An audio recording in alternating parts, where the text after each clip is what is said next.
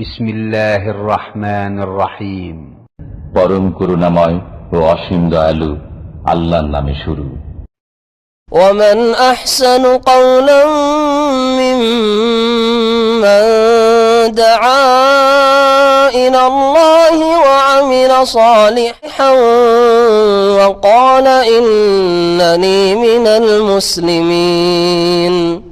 أعوذ بالله من الشيطان الرجيم. ولا تأكلوا أموالكم بينكم بالباطل وتدلوا بها إلى الحكام لتأكلوا فريقا من أموال الناس بالإثم وأنتم تعلمون.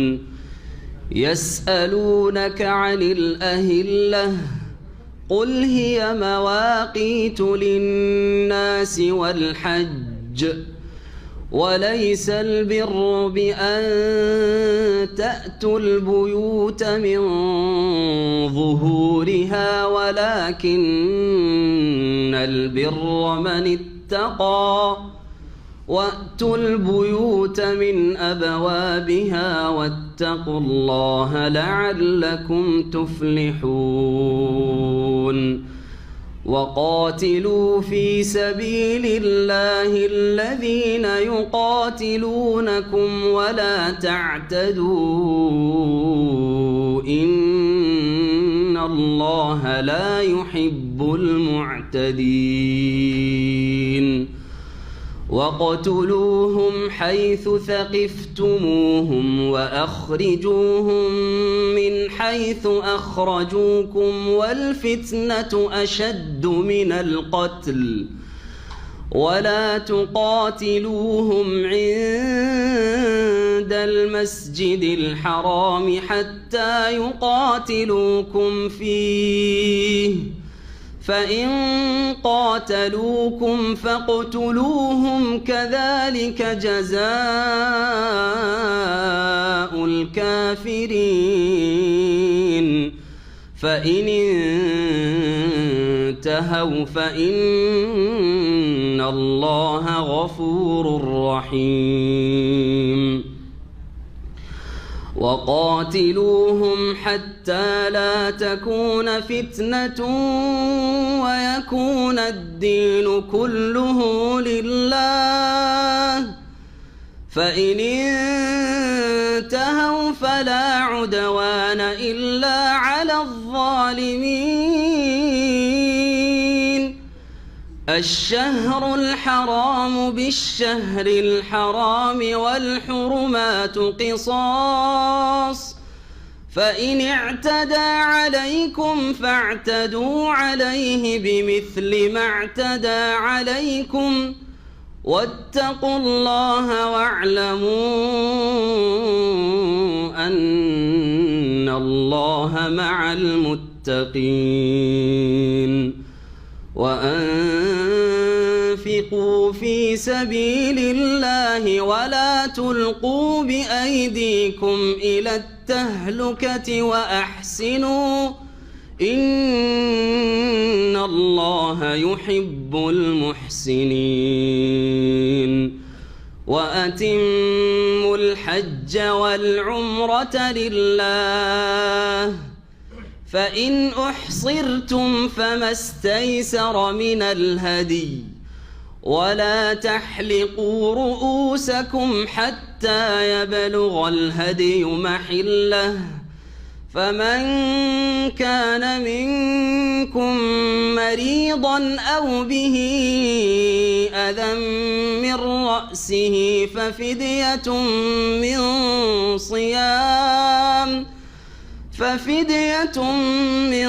صيام أو صدقة أو نسك فإذا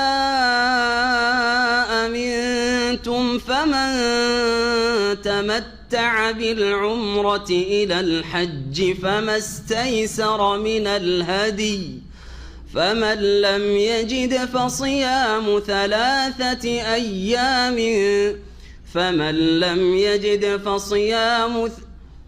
فمن لم يجد فصيام ثلاثة أيام في الحج وسبعة إذا رجعتم تلك 10 كاملة ذلك لمن لم يكن أهله حاضر المسجد الحرام واتقوا الله واعلموا أن الله شديد العقاب الحج أشهر معلومات فمن فرض فيهن الحج فلا رفث ولا فسوق ولا جدال في الحج وما تفعلوا من خير يعلمه الله وتزودوا فإن خير الزاد التقوى واتقون يا أولي الألباب ليس عليكم جناح أن تبتغوا فضلا من ربكم فإذا أفضتم من عرفات فاذكروا الله عند المشعر الحرام واذكروه كما هداكم وإن كنتم من قبله لمن الضالين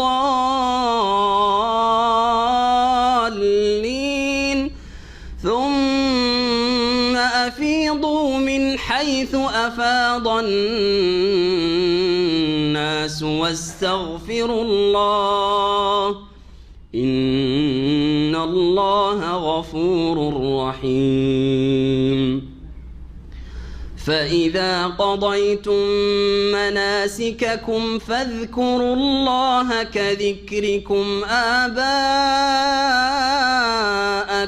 أو أشد ذكرا فمن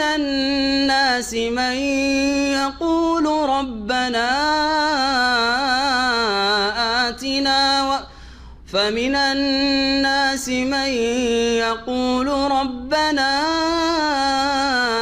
آتنا في الدنيا وما له في الآخرة من خلاق ومنهم من يقول ربنا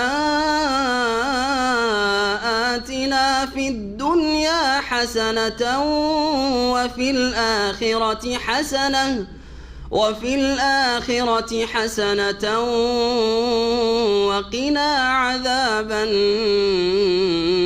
النار أولئك لهم نصيب مما كسبوا والله سريع الحساب واذكروا الله في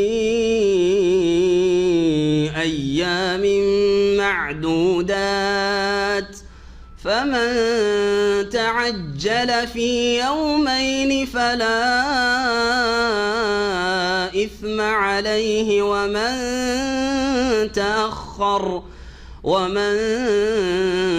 تأخر فلا إثم عليه لمن اتقى واتقوا الله واعلموا أنكم إليه تحشرون. عليكم ورحمة الله وبركاته. بسم الله الرحمن الرحيم الحمد لله رب العالمين والصلاة والسلام على سيد المرسلين نبينا محمد وعلى آله وصحبه أجمعين أما بعد فأعوذ بالله من الشيطان الرجيم ولا تأكلوا أموالكم بينكم بالباطل وتدلوا بها إلى الحكام لتأكلوا فريقا من أموال الناس بالإثم وأنتم تعلمون. মহান আল্লাহর সমস্ত প্রশংসা যে আল্লাহ রাব্বুল আলামিন আমাদের জন্য হালালকে হালাল করেছেন, পাক পবিত্র বস্তুগুলিকে যেগুলি আমাদের জন্য উপকারী সেগুলিকে হালাল বৈধ করেছেন, আর যেসব কথা কাজ বস্তু আমাদের জন্য ইহকাল পরকালের ক্ষতি সাধন করে সেসবগুলিকে হারাম করেছেন। যেসব হারাম রিজিক বা উপজীবিকা উপার্জন তার মধ্যে একটি হচ্ছে ঘুষ, যা মহান আল্লাহ হারাম করেছেন, এবং তার উপর রাসূলুল্লাহ সাল্লাল্লাহু আলাইহি সাল্লামের লানত রয়েছে যারা ঘুষ খায়, যারা ঘুষ দেয়। আমাদের তাফসীর আজকে সূরা বাকারার আয়াত নম্বর 188 থেকে, এটি হচ্ছে আমাদের 16তম পর্ব সূরা বাকারা তাফসীরের।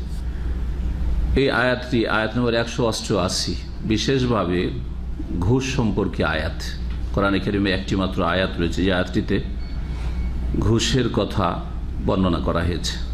এছাড়া নবী করিম সাল্লাল্লাহু আলাইহি সাল্লামের হাদিস রয়েছে ঘুষ হারাম সম্পর্কে।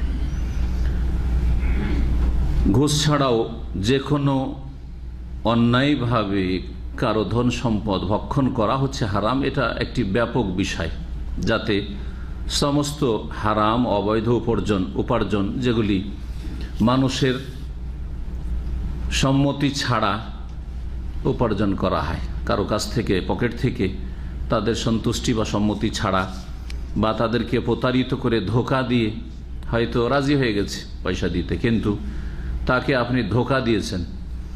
এই রকম বহু হারাম রিজিকের রাস্তা রয়েছে যা অনেকেই অবলম্বন করে থাকে। সবগুলি হচ্ছে বাতিল পন্থায় কারো ধন সম্পদ ভক্ষণ করা বা গ্রাস করা। এটা থেকেও সতর্ক সাবধান করা হয়েছে। তার একটি হচ্ছে এই ঘুষ। মহান আল্লাহ ইরশাদ করেছেন, ওয়ালা তাকুলু আমওয়ালাকুম বাইনাকুম বিল বাতিল, তোমরা তোমাদের নিজেদের ধন সম্পদ অর্থাৎ একে অপরের ধন সম্পদ, কিন্তু একজন অপরজনের ধন সম্পদকে গ্রাস করবেন, এটাকে নিজেদের আমওয়ালাকুম আল্লাহ বলেছেন। এই দিয়ে আমাদের মধ্যে এই চেতনা যেন জেগে ওঠে যে আপনার কাছে যে ধন সম্পদটা আছে, আপনার মালিকানাই, সেটা আমার ধন সম্পদের মতোই সুরক্ষিত, সেটার হেফাজত হওয়া উচিত। সেটা যেন আমার ধন সম্পদ, যেমন আমার কাছে আমার ধন সম্পদের মূল্য আছে, যে সেটা যাতে করে নষ্ট না হয় বা কেউ বেঈমানি আত্মসাৎ না করে, ঠিক তেমনি আপনাদের ধন সম্পদগুলিকেও একই নজরে দেখতে হবে। এই জন্য কোরআনে কারিমে এই আয়াতে শুধু না, এইরকম অনেকগুলি আয়াত রয়েছে যেগুলিকে পরস্পরের ধন সম্পদকে একজন অপরজনের ধন সম্পদের ক্ষেত্রে আমওয়ালাকুম বলে উল্লেখ করেছেন আল্লাহ রাব্বুল আলামিন। বলছেন ওয়ালা তাকুলু আমওয়ালাকুম, এমনি তো শাব্দিক অর্থ যে তোমাদের ধন সম্পদ, কিন্তু তোমরা একে অপরের ধন সম্পদকে গ্রাস করবে না, ভক্ষণ করবে না। আপোষে বাইনাকুম বিল বাতিলে, অন্যায় ভাবে বাতিল পন্থায়। এটা হচ্ছে অত্যন্ত ব্যাপক কথায়। এক কথায়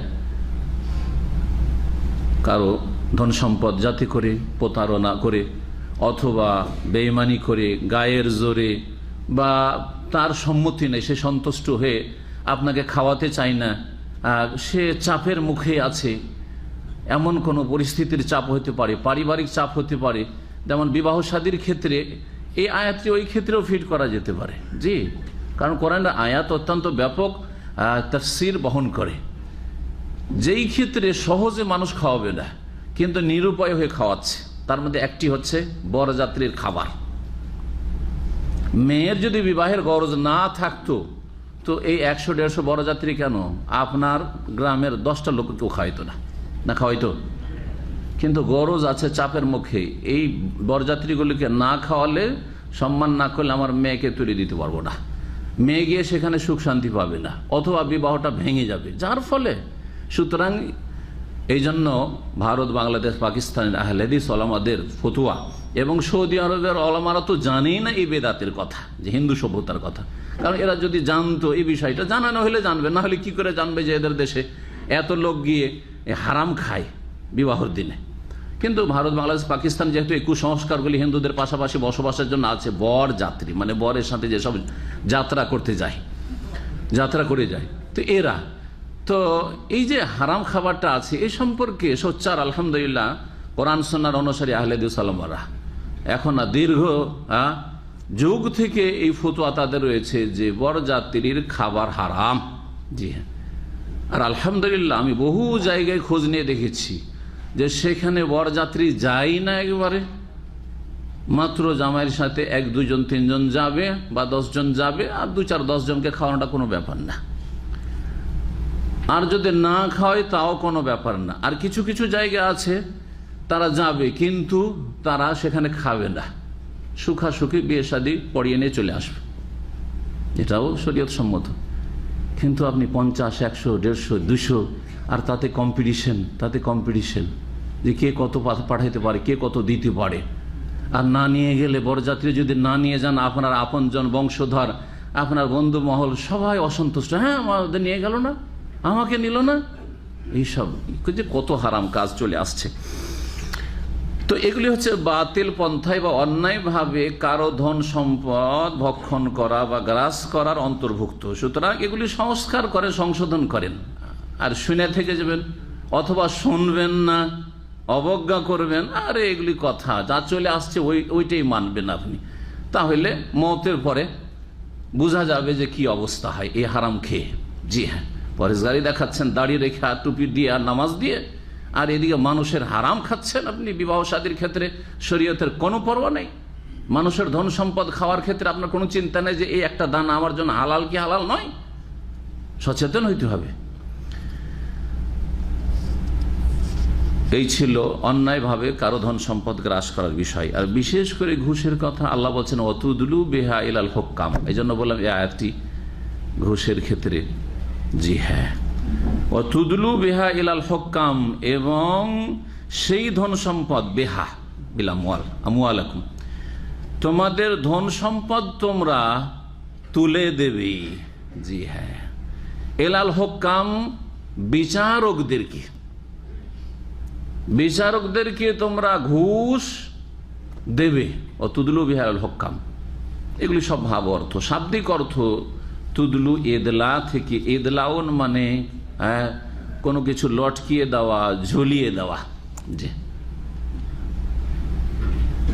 লটকিয়ে দেওয়া বা ঝুলিয়ে দেওয়া বা দেওয়া। জি হ্যাঁ, নিক্ষেপ করা। যেমন বালতি যখন আপনি কূপে, কুয়া থেকে পানি তুলেছেন না, সব টিউবওয়েলের যুগের লোক, হ্যাঁ কুয়াতে বালতি দিয়ে পানি তুলেছেন, তো বালতি কি করতে হয়, পানিতে নিক্ষেপ করতে হয় বা লটকাইতে হয়, ঠিক ঠিক না।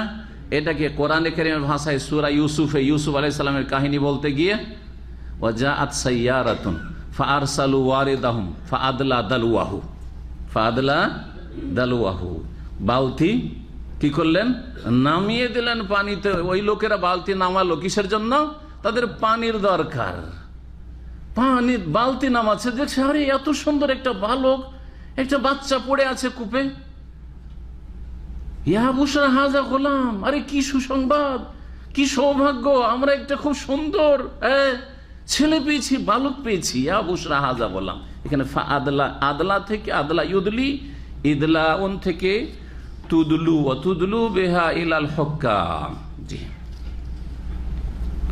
নিকটবর্তী করে দেওয়া হয় এর মানে। জি, অতুদলু বেহা ইলাল হুক্কাম মানে হ্যাঁ, তোমার পকেটে পয়সা ছিল, পয়সাটা কি করলে তুমি বিচারপতির হাতে তুলে দিলে, যে পয়সাটা নেন স্যার আর আমার কাজটা করে দিন। অফিসারকে পয়সা দিলেন, স্যার আমার কাজটা তো এমনিতে হবে না, কিছু তো আপনাকে দিতে হবে, তুলে দিলেন।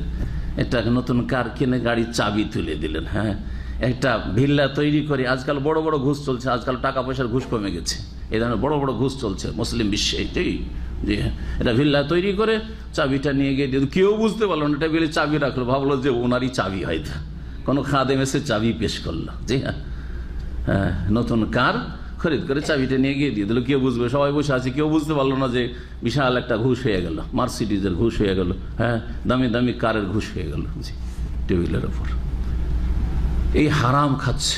জি, এই হারাম খাচ্ছে, তাও যদি মুসলিম হয়, পরকালে যে কি করবে, বান্দার হক কখনো মাফ হবে না। জি, যাকে যে দায়িত্বে নিয়োজিত করা হয়েছে সরকারের পক্ষ থেকে, সেই কাজের জন্য তাকে মাইনা বেতন দেওয়া হচ্ছে, সুতরাং সেই কাজ তাকে করে দিতে হবে, তার উপর ফরজ। ফরজ যেমন আপনাদের ডিউটি করা ফরজ, তাদের ডিউটি করা ফরজ। না হলে তারা সরকারের সাথে খেয়ানত করছে, কয়েক হক নষ্ট করছে, সরকারের হক নষ্ট করছে, মানুষের হক নষ্ট করছে, আরাম রুজি খাচ্ছে এই সুদখোরেরা। সে বিচার বিভাগে হোক অথবা যে কোনো অফিস আদালতে হোক, ব্যবসা বাণিজ্যের ক্ষেত্রে হোক, লাইসেন্স প্রদানের ক্ষেত্রে হোক, অথবা পাসপোর্ট আর কোনো আইডি দেওয়ার ক্ষেত্রে হোক, সর্বস্তরে ঘুষ ছড়িয়ে পড়েছে। আল্লাহ হারাম করেছেন এবং বাতিল পন্থায় ধন সম্পদ গ্রাস করার অন্তর্ভুক্ত হচ্ছে এই ঘুষ। ও তুদলু বিহা ইলাল হুক্কাম, আর সেই ঘুষ তোমরা প্রদান করবে শাসক গোষ্ঠীকে অথবা বিচারকদেরকে। হাকিম শাসক গোষ্ঠীকে হুক্কাম বলা হয়, আর হুক্কাম বলা হয় বিশেষ করে যারা বিচারক বা বিচারপতি তাদেরকেও। লিতাকুলু ফারিকাম মিন আমওয়ালিন নাস বিল ইসমি ওয়া আনতুম তা'লামুন, যাতে করে তোমরা জেনে শুনে অন্যায়ভাবে মানব জাতির লোকজনের এক অংশ ধন সম্পদ, খুব সহজ ভাষায় বললাম, কিয়দ অংশ, কিছু কিছু ধন সম্পদ তোমরা গ্রাস করতে পারো। কেন এই ঘুষ দেওয়া দেয় হচ্ছে? এই ঘুষ দিতে গিয়ে কয়েক স্তরে ঘুষ খাচ্ছে। আজকাল অবৈধভাবে যারা কাজ করে কি করে, কয়েকটা দালাল ধরে, দালালের উপর দালাল, দালালের উপর ছোট দালাল, মেজো দালাল, সেজো দালাল, বড় দালাল, এই করতে করতে টেবিলে পৌঁছিতে পৌঁছিতে যদি 50,000 ঘুষ হয় তো 10 খেতে খেতে হয়তো 20,000 টেবিল পর্যন্ত পৌঁছিল। আর না হলে টেবিলওয়ালা, বড় টেবিলওয়ালা, অনেক বড় মানুষ, তখন বললো স্যার বেচারা গরিব মানুষ, তো তার কাজটা একটু করে দেন, কিছু দিতে পারবে না। এইখানে মাঝখানে সব দালালগুলো খেয়ে ফেলে দিল, সবগুলি ঘুষখোর, সবগুলি ঘুষখোর, জি আরাম কর সব। জি দিনের বিধান জানছেন, ওয়া আনতুম তা'লামুন, গুনাহের কাজ এবং মানুষের ধন সম্পদ অন্যায়ভাবে ভক্ষণ, জি এগুলি হচ্ছে এই ঘুষের মাধ্যমে। আল্লাহ রাব্বুল ঘুষকে হারাম করেছেন। লানাল্লাহুর রাশি ওয়াল মুরতাশি, যে ঘুষ দেয় আর যে ঘুষ নেই উভয়ের ওপর আল্লাহ অভিসম্পদ করেছেন। আল্লাহ তার রহমত থেকে বঞ্চিত করার ঘোষণা করেছেন, লানত করেছেন আল্লাহ রাব্বুল আলামিন। জি সুতরাং এই ঘুষ দেওয়া থেকে, ঘুষ নেওয়া থেকে বেঁচে থাকবেন। তবে লেনেওয়ালা, ঘুষ লেনেওয়ালা তো সর্ব অবস্থায় হারাম খাচ্ছে। দেনেওয়ালা অনেক সময় ঘুষের একটা সংজ্ঞা রয়েছে।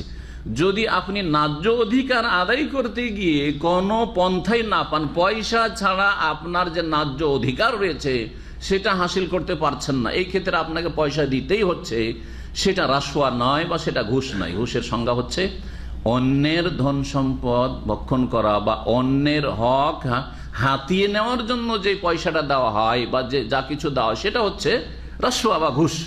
কিন্তু নিজের অধিকার অর্জনের জন্য, হাসিল করার জন্য যেটা দেওয়া হয়, আর না দিলে কোনো উপায় নাই, দেওয়া বদভ্যাস করবেন না, কিন্তু না দিলে কোনো উপায় নেই, চাকরি হচ্ছে না, ভালো রেজাল্ট তারপরে চাকরি হচ্ছে না, আপনার রেজাল্ট সবচেয়ে ভালো, সুতরাং আপনি চাকরির অধিকার রাখেন। যারা এখানে দরখাস্ত করে চাকরির জন্য তার মধ্যে আপনার অধিকার বেশি, শুধু পয়সার জন্য চাকরি হচ্ছেন না, সেই ক্ষেত্রে জায়েজ। পাসপোর্ট আপনার নাগরিক হিসেবে ন্যায্য অধিকার, কিন্তু পাসপোর্ট দেবে না যদি তাকে কিছু না খাওয়ানো, সেই যে তদন্ত করার জন্য আসছে, এদেরকে যদি কিছু না দেন তাহলে এইটা আপনি ন্যায্য অধিকার হাসিলের জন্য দিলেন আপনি, সুতরাং সেটা ঘুষ নাই। কিন্তু তারা হচ্ছে হারাম খানেওয়ালা, তারা হচ্ছে ঘুষখোর, তাদের উপর লানত রয়েছে। যদি ঘুষ খাওয়ার অভ্যাস করে দেন, জি যেমন কিছু লোকেরা ঘুষ খাওয়াতে অভ্যস্ত করে, ওকে কেন দেবেন, ওকে ফিরিয়ে দিয়ে দিচ্ছেন আপনি, চল আমি কিছু পয়সা দিচ্ছি আপনাকে, করছেন আজকাল। একটা কোম্পানি কন্ট্রাক্ট দেবে, কোনো কাজের জন্য কন্ট্রাক্ট দেবে কাউকে, কন্ট্রাক্ট এক জায়গায় দিতে যাচ্ছে, কোনো পয়সা টয়সা জানতো না, অফিসার জানতো না বা বস জানতো না যে এখানে ঘুষ পাওয়া যায়, দিয়ে দিবে এমনি। সেখানে কয়েকজন কাস্টমার গেছে, তার মধ্যে একজন গিয়ে বলছে যে আমাকে কন্ট্রাক্টটা দেন স্যার, আপনাকে 1 লাখ টাকা দেব বা কিছু দেব আপনাকে।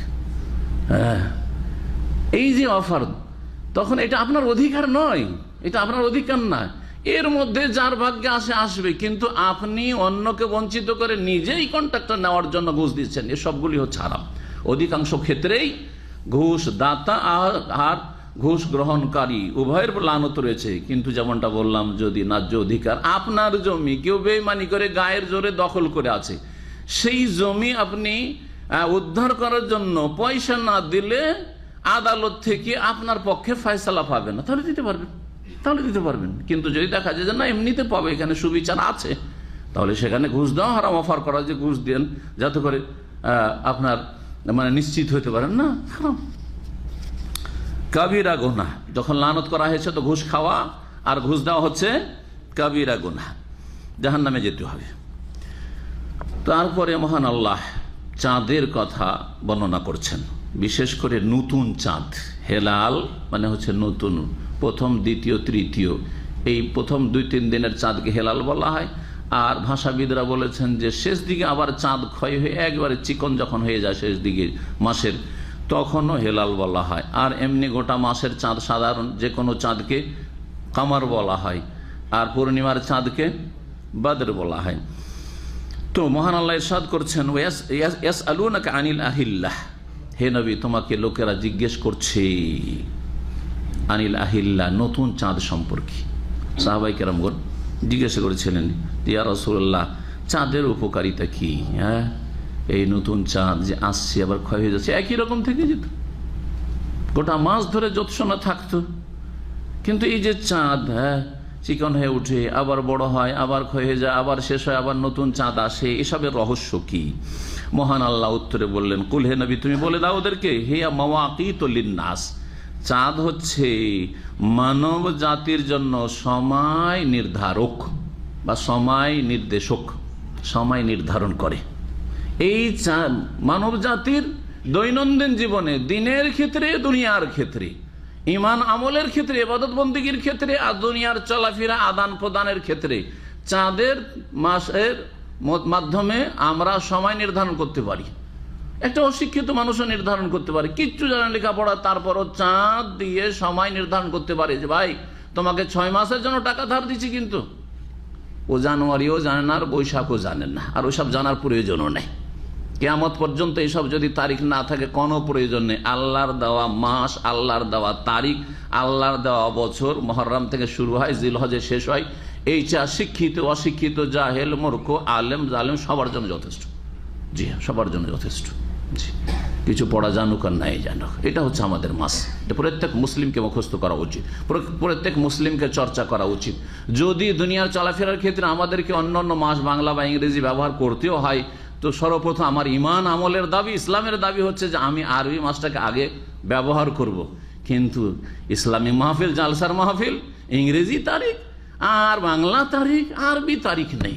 এগুলি হচ্ছে এক রকমের গোলামি। এবং আল্লামা শাইখ সালেহ ফৌজান আল ওয়ালা ওয়াল বারা, বন্ধুত্ব এবং শত্রুতার মাপকাঠি যে ইসলামে, সেই কিতাবে লিখেছে এগুলি হচ্ছে কাফেরদের অনুকরণ, তাশাব্বুহ বিল কুফার, কাফেরদের সাদৃশ্যতা অবলম্বন করা, কাফেরদের তাকলিদ, অন্ধ অনুকরণ করা, যেটা হারাম এবং যেটা অন্যায় কাজ। বলছিলাম যে চাঁদ সম্পর্কে আল্লাহ কি বললেন, হে মাওয়াকিতুল লিন্নাস, মানুষের জন্য সময় নির্ধারক। তোমার সাথে আমার 1 বছরের চুক্তি হয়েছে, কফিল বলছে 1 বছর হিসাব করে চাঁদে চাঁদে, 2 বছর পরে তুমি টিকিট পাবে। এইরকম যে কোনো ক্ষেত্রে, লেনদেনের ক্ষেত্রে, ওয়াদার ক্ষেত্রে, ইবাদত বন্দেগীর ক্ষেত্রে এই চাঁদের মাধ্যমে মাওয়াকিতুল লিন্নাস।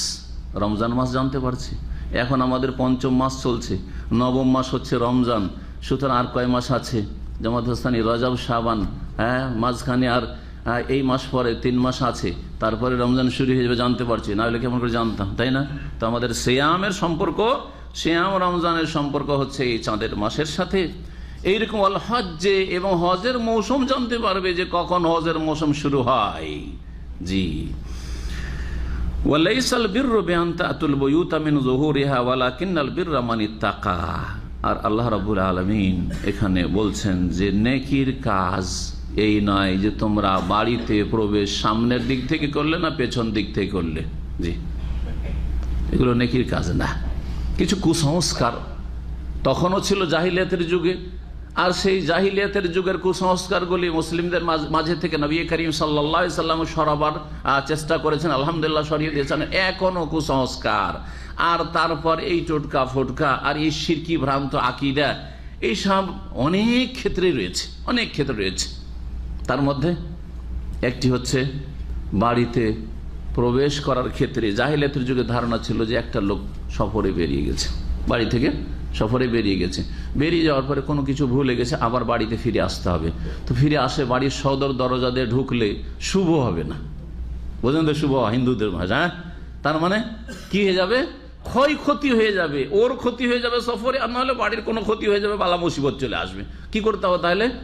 বাড়ির পেছন দিক থেকে ঢুকতে হবে, তাও দেওয়ালের উপর দিয়ে, হ্যাঁ, দেওয়াল টপকিয়ে আসতে হবে, দেওয়াল লাফ দিয়ে আসতে হবে। এইরকম জাহিলিয়াতের কুসংস্কার ছিল।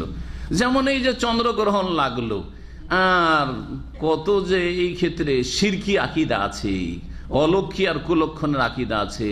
পেটে বাচ্চা যদি থাকে তাহলে মহিলা একবারে কম্বল টম্বল পেঁচিয়ে ঘরে লুকিয়ে থাকবে যতক্ষণ সূর্য চন্দ্রগ্রহণ আছে। জি হ্যাঁ, তারপরে কোনো কিছু কাটবে না, না হলে কি হয়ে যাবে? হ্যাঁ, ঠোঁট কাটা, ঠোঁট কাটা বাচ্চা হয়ে যাবে, আরো কিছু হয়ে যাবে। জি হ্যাঁ, হাত থেকে থালা পড়ে গেছে, আজকে কুটুম আসবে, জি হ্যাঁ, বাড়িতে মেহমান আসবে। সব শিরকি আকীদা এগুলি। ভালো হবে আর মন্দ হবে। পেঁচা ডাক দিয়েছে, আমরা ছোটকালে শুনতাম দাদি নানির কাছে, পেঁচা ডাক দিয়েছে ভোর রাত্রে, আরে কাকে যে নিবে গ্রাম থেকে, যে কোন যে বালা মুসিবত এসছে, কে যে যাবে। জি হ্যাঁ, মানে কার মরণ চলে এসছে। পেঁচা আলেমুল গায়েব, আল্লাহ তাকে শরিক করে, পেঁচাকে শরিক করে দিয়েছেন। মুশরিকের আকীদা না? পেঁচা কি করে জানলো যে কার মরণ হবে না হবে এই গ্রামে? জি, পেঁচার চাইতে অধম গ্রামবাসী, পেঁচার চাইতে অধম এইসব জাহেল মুসলিম, যারা মনে করে যে পেঁচা কোন বালা মুসিবত নিয়ে এসছে, ইত্যাদি ইত্যাদি। জাহিলিয়াতের যুগে এরকমই ধারণা ছিল। তাই আল্লাহ বলছেন, ওয়ালাইসাল বিররু, খুব নেকির কাজ নয়, বিআন তাতুল বুয়ুতা মিন যুহুরিহা, যে বাড়িতে তোমরা প্রবেশ করবে বা আসবে পেছন দিক থেকে, ওয়ালাকিন্নাল বিররা মানিত্তাকা, তবে নেকির কাজ হচ্ছে ওই ব্যক্তির কাজ যেই ব্যক্তি আল্লাহ ভীরু। বিররু মানিত্তাকা বা ওয়ালাকিন্নাল বির মানে আল বার। এর আগে একটি আয়াতে তাফসিরে বলেছিলাম যে নেক সৎ ওই ব্যক্তি যেই ব্যক্তি আল্লাহ ভীরু। তাহলে লাইসাল বির মানে লাইসাল বার, হ্যাঁ, ওয়ালাকিন্নাল বির মানে ওয়ালাকিন্নাল বার, ওয়ালাকিন্নাল বার মানিত্তাকা, নেক সৎ কর্মশীল ওই ব্যক্তি যেই ব্যক্তি মানিত্তাকা আল্লাহ ভীরু, আল্লাহর ভয় যার অন্তরে আছে, সেই হচ্ছে নেক লোক। আর আরেকটি অর্থ হচ্ছে ওয়ালাকিন্নাল বিররা বিররু মানিত্তাকা, তবে নেকি হচ্ছে ওই লোকের নেকি আসলে যে আল্লাহ ভীরু, তার ভিত্তিতে, তাকওয়ার ভিত্তিতে নেক কাজ করে। ওয়াতুল বুয়ুতা মিন আবওয়াবিহা, আর তোমরা বাড়িতে যখনই আসো না কেন, বাড়িতে সফর থেকে আসো অথবা গেলে আবার ফিরে চলে আসতে হলো, আসো, ওয়াতুল বুয়ুতা মিন আবওয়াবিহা, বাড়িতে তোমরা প্রবেশ করো বা এসো সদর দরজা দিয়ে, সামনের দরজা দিয়ে এসো, পেছন দিক থেকে নয়, বা ওপর দিয়ে দেয়াল টপকে নয়, এইরকম করে নয়। এইরকমই আমাদের সমাজে এই ক্ষেত্রেও একটি শিরকি আকীদা আছে, হ্যাঁ, অলক্ষী বা কুলক্ষণ নেওয়া আছে। সেটা হচ্ছে সফর কেউ বেরিয়ে যাওয়ার পরে যদি কোনো কিছু ভুলে যায়, মা দিবে। আমরা মাদ্রাসায় লেখাপড়া করতে গেছি, তো একদিন এইরকম ঘটেছে। তো বাড়ি থেকে বিদায় করছে, জানি না কোন কোন স্তরে ছিলাম, কিন্তু দূরের বিদেশে একটুই ছিলাম, হয় মদিনা অথবা তার আগে হবে হয়তো, কিন্তু দূরে লেখাপড়া করতাম।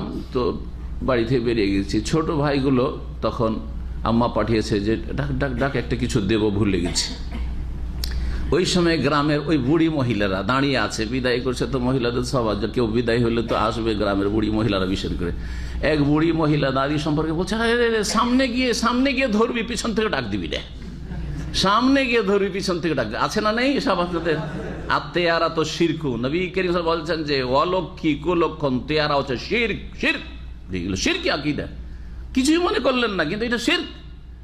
কারণ পিছন থেকে যদি ডাক দেওয়া হয়, শোনো শোনো, থামো থামো, একটা কাজ আছে, থামো, বাড়িতে ফিরে আসো, তাহলে নাকি ওর সফর খারাপ হয়ে যাবে, বালা মুসিবত। ওয়াত্তাকুল্লাহ, তোমরা আল্লাহকে ভয় করো, লাআল্লাকুম তুফলিহুন, যাতে করে তোমরা সফল কাম হতে পারো।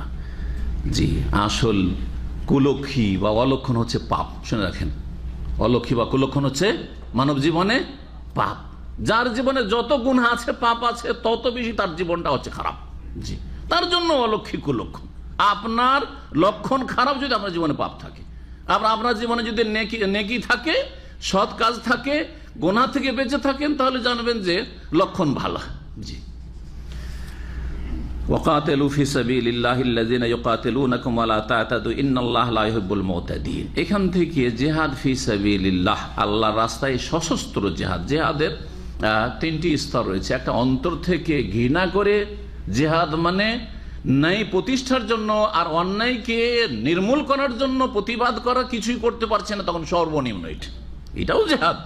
অন্তর থেকে খারাপদেরকে ঘৃণা করি, খারাপ কথা কাজ এবং মানুষকে অন্তর থেকে ঘৃণা করি, এটা হচ্ছে একটা সর্বনিম্ন আজাফুল ইমানের জিহাদ, দুর্বল ইমানের জিহাদ।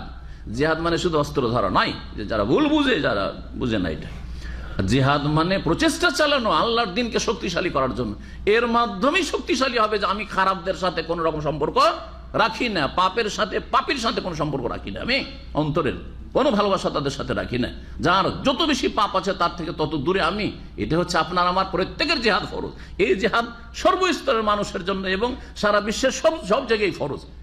যেখানে আপনি একা আছেন আর কোনো মুমিন মুসলিম নেই, সেখানে অন্তর থেকে খারাপ মানুষ এবং খারাপ কথা কাজকে ঘৃণা করে তাদেরকে বর্জন করা এবং তাদেরকে ঘৃণা করা ফরজ। জি হ্যাঁ, এটা হচ্ছে জিহাদ। এটার জন্য আপনার পরিবেশ অনুকূলে প্রতিকূলে এখানে চলবে না এইসব না, সব জায়গাতে খারাপকে খারাপ বলতে হবে এবং অন্তর থেকে ঘৃণা করতে হবে। তার উপরে হচ্ছে কথার দ্বারা ন্যায় কথা বলে, ন্যায়ের ভালোর উপদেশ দিয়ে আর মন্দ কাজের প্রতিবাদ করে বা মন্দ কাজ থেকে সতর্ক সাবধান করে বারণ করে কি করা, জিহাদ প্রচেষ্টা চালানো, যে ভালো মানুষ বাড়ুক, ভালো কাজ বাড়ুক, এটা হচ্ছে জিহাদ। জি হ্যাঁ, তবে লিসানেই যেটা বলা হয়েছে, লিসান বা কলম দিয়ে, হয়তো কখনো কখনো কলম দিয়ে হচ্ছে এই যে লিখনির মাধ্যমে তৌহিদ সুন্নাতের কথা লেখা, ইসলামের কথা লেখা আর পাপের বিরুদ্ধে লেখা, এইসব হচ্ছে জিহাদ। এটা হচ্ছে মধ্যম স্তরের জিহাদ। আর উচ্চ স্তরের জিহাদ হচ্ছে বল প্রয়োগের জিহাদ, যেখানে অস্ত্র ধারণের প্রয়োজন রয়েছে, যেটাকে কিতাল বলা হয়।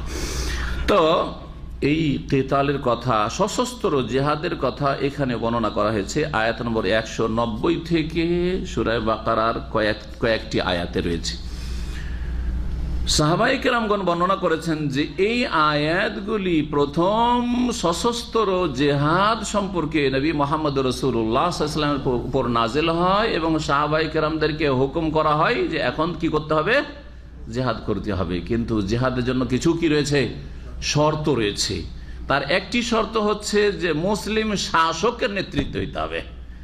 মুসলিম মুফতি আর আলেম আর হুজুর আর বাংলা ভাই আর আব্দুর রহমান আর কোন সংগঠনের নেতা আর আমির দিয়ে চলবে না। জি হ্যাঁ, চলবে না। কি হইতে হবে, ইন্নামাল ইমামু জুন্নাতুন, সহিহ বুখারীতে হাদিস হয়েছে, মুসলিম শাসক হচ্ছে ঢাল স্বরূপ, বর্মস্বরূপ। ইউকাতালু মিন ওয়ারাইহি, তার পেছনে তার নেতৃত্বের সশস্ত্র ইউকাতালু, লড়াই হইতে হবে। তো লড়াইয়ের হুকুম জনগণ কেউ করতে পারে না। যেমন দণ্ডবিধান, হুদুদ তাজির কায়েম করার জন্য, চোরের হাত কাটার জন্য কোনো ব্যক্তি দেশের করতে পারে না, একমাত্র শাসক এবং শাসকের প্রতিনিধি, আদালত ছাড়া যাদেরকে এই ক্ষমতা দেওয়া হয়েছে। ঠিক ওই রকমই তো নবী করিম সাল্লাল্লাহু আলাইহি ওয়াসাল্লাম মদিনায় হিজরত করে আসার পরে দ্বিতীয় হিজরির প্রথম দিকেই এ জিহাদের অনুমতি দেওয়া হইল। তাহলে অনুমতি যখন দেওয়া হইল, তো মক্কায় কি ছিল? অনুমতির আগে কি হয়, নিষেধ। আপনাকে অনুমতি দিলাম মানে এতক্ষণ আপনার জন্য কি ছিল, নিষিদ্ধ ছিল। হ্যাঁ, তো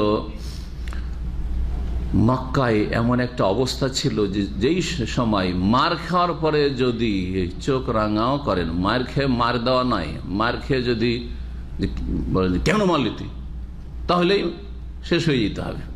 সুতরাং সেখানে প্রতিবাদ করারও ক্ষমতা ছিল না। সেই সময় অস্ত্র ধরা নিষিদ্ধ ছিল, অস্ত্র ধরা নিষিদ্ধ ছিল।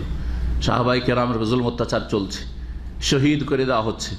জি, কিন্তু নবী করিম সাল্লাল্লাহু আলাইহি ওয়াসাল্লাম চোখের সামনে দেখেও কি বলছেন, সাবরান আলী ইয়াসির, হে ইয়াসিরের পরিবার, হে সুমাইয়াকে শহীদ করে দেওয়া রাদিয়াল্লাহু আনহা, ইয়াসিরকে শহীদ করে দেওয়া হলো।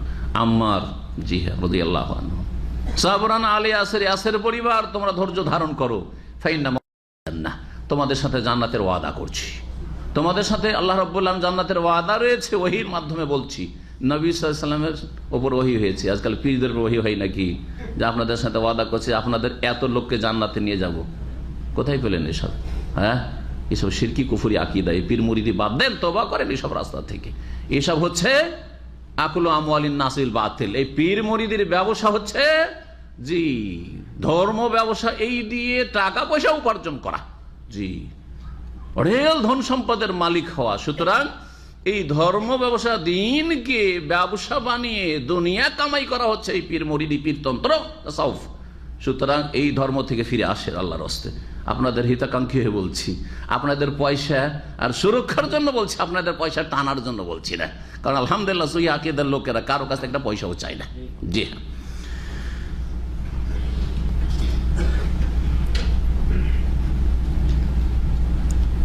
সূরা হজের আয়াত নম্বর 39 রয়েছে, ওযায়না লিল্লাযিনা ইউকাতালুনা বিআন্নাহুম যুলিমু। ওই সব লোকদেরকে ইজিন দেওয়া হলো, ইজিন মানে বুঝেন, অনুমতি দেওয়া হলো, পারমিশন দেওয়া হলো। ওযায়না লিল্লাযিনা ইউকাতাল, যাদের বিরুদ্ধে লড়াই করা হচ্ছে, কাফেররা মারছে। কেন অনুমতি দেওয়া হলো? বিআন্নাহুম যুলিমু, কারণ খুব জুলুম হচ্ছে এদের উপর, জুলুম হয়েছে, অত্যাচার হয়েছে, তার অত্যাচারিত হয়েছে। সুতরাং তাদেরকে অনুমতি দেওয়া হচ্ছে, এখন লড়তে হবে, মারলে মারতে হবে, তবে সবাইকে মারতে হবে না। কয়েকটা স্তরে জিহাদ ফরজ করা হয়েছে। প্রথম স্তর নিষিদ্ধ, দ্বিতীয় স্তর যে অনুমতি দেওয়া হইলো, ফরজ করা হয়নি, শুধু অনুমতি দেওয়া হলো। অনুমতি মানে এখনো ফরজ হয়নি, হ্যাঁ অনুমতি দেওয়া হলো, কিন্তু অনুমতি সবার বিরুদ্ধে নয়, যারা তোমাদের মারবে তাদের বিরুদ্ধে, যারা মারবে তাদের বিরুদ্ধে। যারা মারবে না বলছে না আমরা মারামারি করো না, তোমাদেরকে মারতেও যাবো না ভাই, তোমাদের ইসলাম কবুলও করবো না, না তাহলে তাদের বিরুদ্ধে নয়। যারা তোমাদেরকে তোমাদের দেশ থেকে, শহর থেকে, মাতৃভূমি থেকে বহিষ্কার করবে বা তোমাদেরকে মারবে, তাদের বিরুদ্ধে অনুমতি দেওয়া হলো। তারপরে ফরজ করা হলো, তারপরে কি করা হলো? ফরজ করা হইলো। জি হ্যাঁ, তো আল্লাহ রাব্বুল আলামিন এখানে প্রথম যে অনুমতিটা দিয়েছেন সূরা হজের কথা বললাম, আর তারপরে ওদের বিরুদ্ধে যারা তোমাদের বিরুদ্ধে লড়াই করে, আল্লাহ বলছেন ওয়াকাতিলু ফি সাবিলিল্লাহ, আল্লাহর রাস্তায় তোমরা সশস্ত্র লড়াই করো। আল্লাযিনা ইউকাতিলুনাকুম, ওই সব লোকদের, কাফেরদের বিরুদ্ধে যারা তোমাদের বিরুদ্ধে লড়াই করে, তারা অস্ত্র ধরে এসছে। হ্যাঁ, মক্কা থেকে বদরে কাফেররা অস্ত্র শস্ত্র নিয়ে, ঘোড়া নিয়ে, উট নিয়ে লড়াই করার জন্য বদরে এসে পৌঁছেছিল।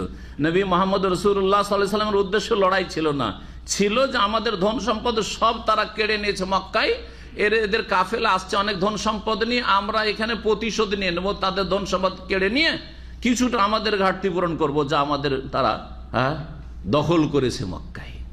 এই আর নফির, জি কাফেলার ধন সম্পদ কেড়ে নেওয়ার জন্য রাসূলুল্লাহ সাহাবায়ে কেরামদেরকে নিয়ে গেছিলেন, প্রস্তুত হয়ে যাননি লড়াইয়ের জন্য।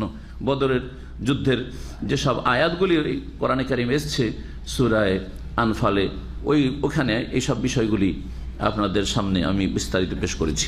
আল্লাহ বলছেন যে যারা তোমাদের বিরুদ্ধে লড়াই করে তাদের বিরুদ্ধে লড়াই করো।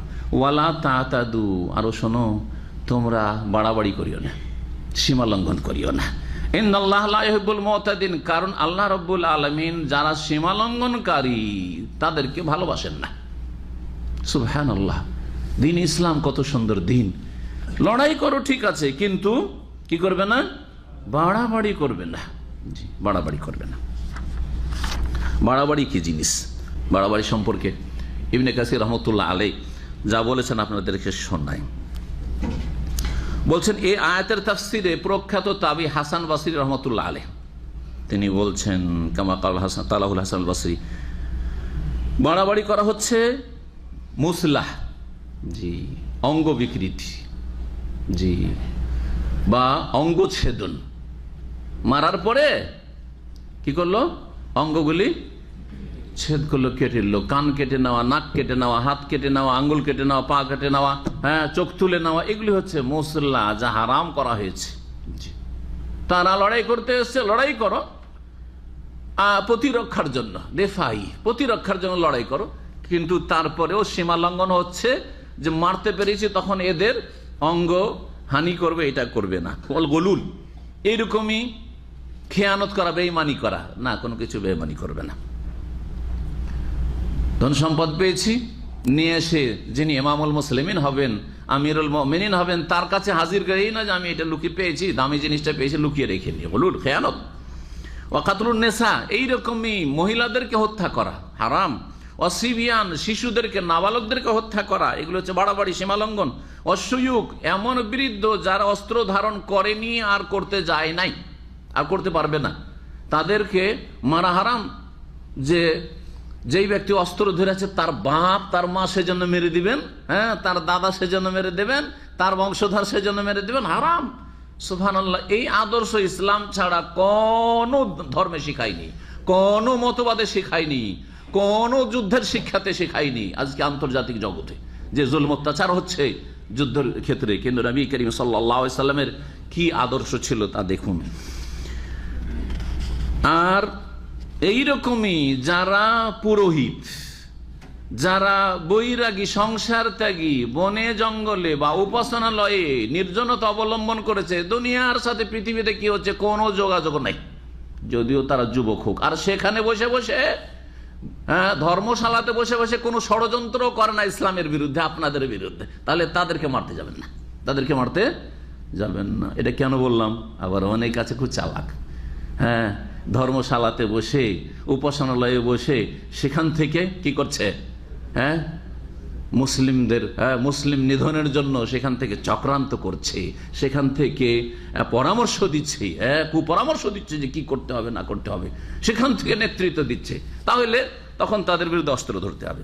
এইরকমই কাফেরদের এলাকায় যাদের বিরুদ্ধে লড়াই চলছে, হ্যাঁ, আমিরুল মুমিনের নেতৃত্বে, তাদের এলাকায় গিয়ে গাছপালা তাদের জ্বালিয়ে দেওয়া, হ্যাঁ, তাদের ফলমূল নষ্ট করে দেওয়া, তাদের ফসলের জমি নষ্ট করে দেওয়া, এগুলি হারাম। এইরকমই তাদের গবাদি পশুকে হত্যা করা না হারাম? হারাম। এমনি এমনি হত্যা করে দিচ্ছেন না, এসব জায়েজ নাই। কামা কালা যালিক ইবনে আব্বাসিন ওয়া উমর ইবনে আব্দুল আজিজ ওয়া মুকাতিবুল হাইয়ান ওয়া গায়রুহুম, যেমন আব্দুল্লাহ ইবনে আব্বাস রাদিয়াল্লাহু তাআলা আনহুমা, এইরকমই প্রখ্যাত খলিফা আমিরুল মুমিনিন এবং খলিফায়ে রাশেদ বলা হয়েছে তাকে ওমর আব্দুল্লাহ রাহমাতুল্লাহ আলাইহি। সহিহ মুসলিমে একটি হাদিস রয়েছে এই মর্মে, এই হাদিসটা শোনাই। স্বয়ং নবী করিম সাল্লাল্লাহু আলাইহি ওয়াসাল্লামের উপদেশ রণক্ষেত্রে, যুদ্ধের ময়দানে। কি বুরায়দা রাদিয়াল্লাহু তাআলা আনহু বর্ণনা করেছে, আন্না রাসূলুল্লাহ কানা ইয়াকুল, রাসূলুল্লাহ সাল্লাল্লাহু আলাইহি ওয়াসাল্লাম বলতেন, জিহাদ শুরু হওয়ার আগে, সশস্ত্র লড়াই শুরু হওয়ার আগে, উগজু ফি সাবিলিল্লাহ, আল্লাহর রাস্তায় লড়াই করা। আল্লাহর রাস্তা মানে আল্লাহ সন্তুষ্টির জন্য, দুনিয়ার কোনো গরজে না, দুনিয়ার স্বার্থে না। কাতিলু মান কাফারা বিল্লাহ, যারা আল্লাহর সাথে কুফরি করেছে তাদের বিরুদ্ধে লড়াই করো, উগজু, লড়াই করো। ওয়ালা তাগুল্লু, কিন্তু তোমরা আত্মসাৎ বেঈমানি করিও না, খেয়ানত করিও না। ওয়ালা তাকদেরু, আর গাদ্দারি করিও না, বিশ্বাসঘাতকতা করিও না, মির্জাফর তৈরি হইও না, কারো সাথে গাদ্দারি করিও না।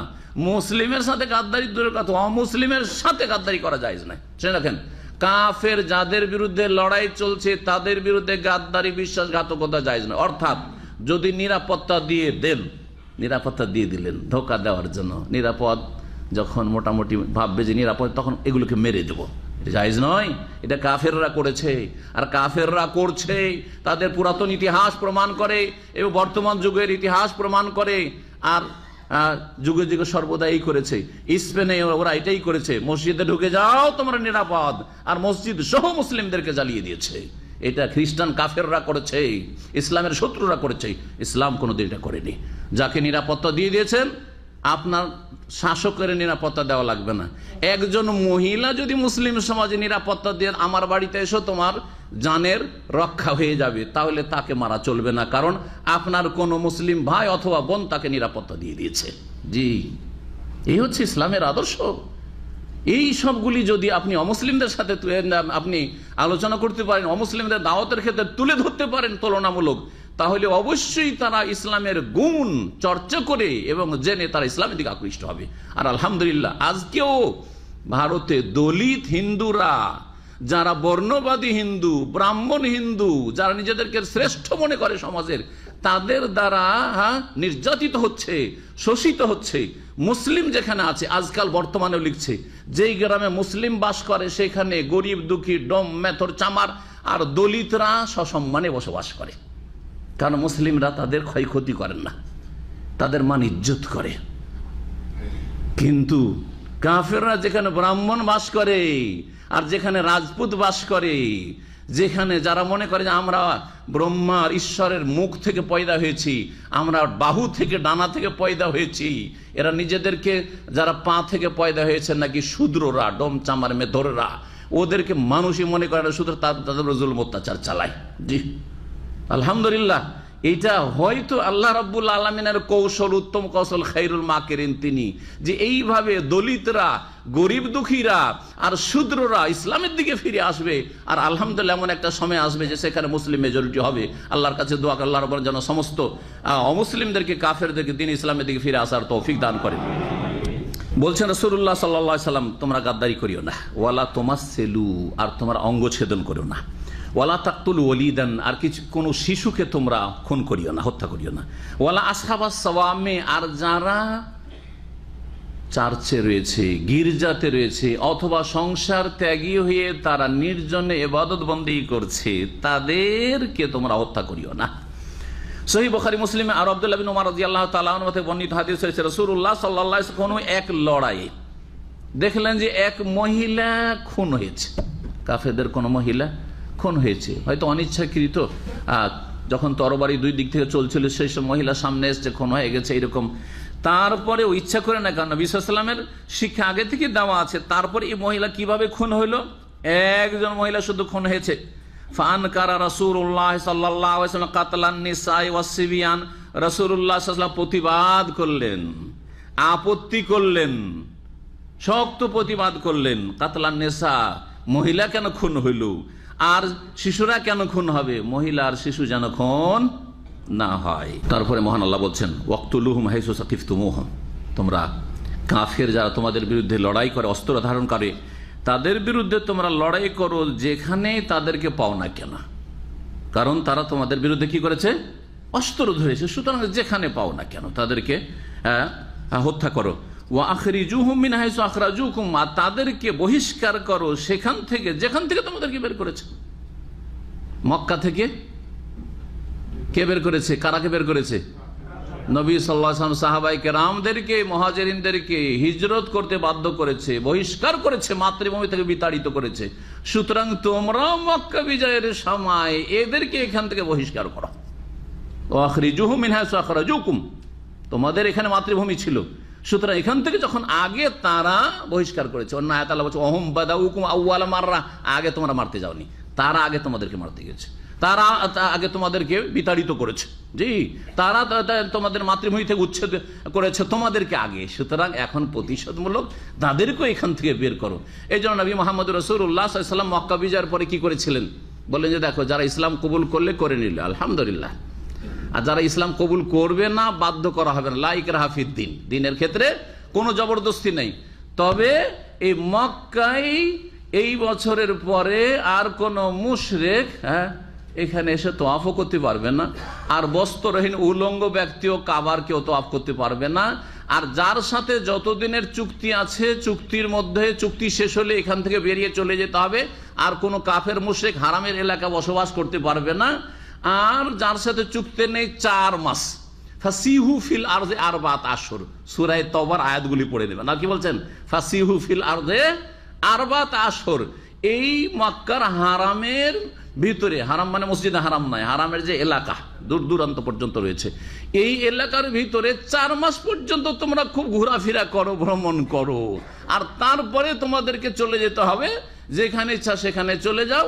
আর না হইলে লা ইলাহা ইল্লাল্লাহর শাহাদাত দিয়ে দাও, মুহাম্মদুর রাসূলুল্লাহর শাহাদাত দিয়ে দাও, দিন ইসলাম কবুল করে নাও।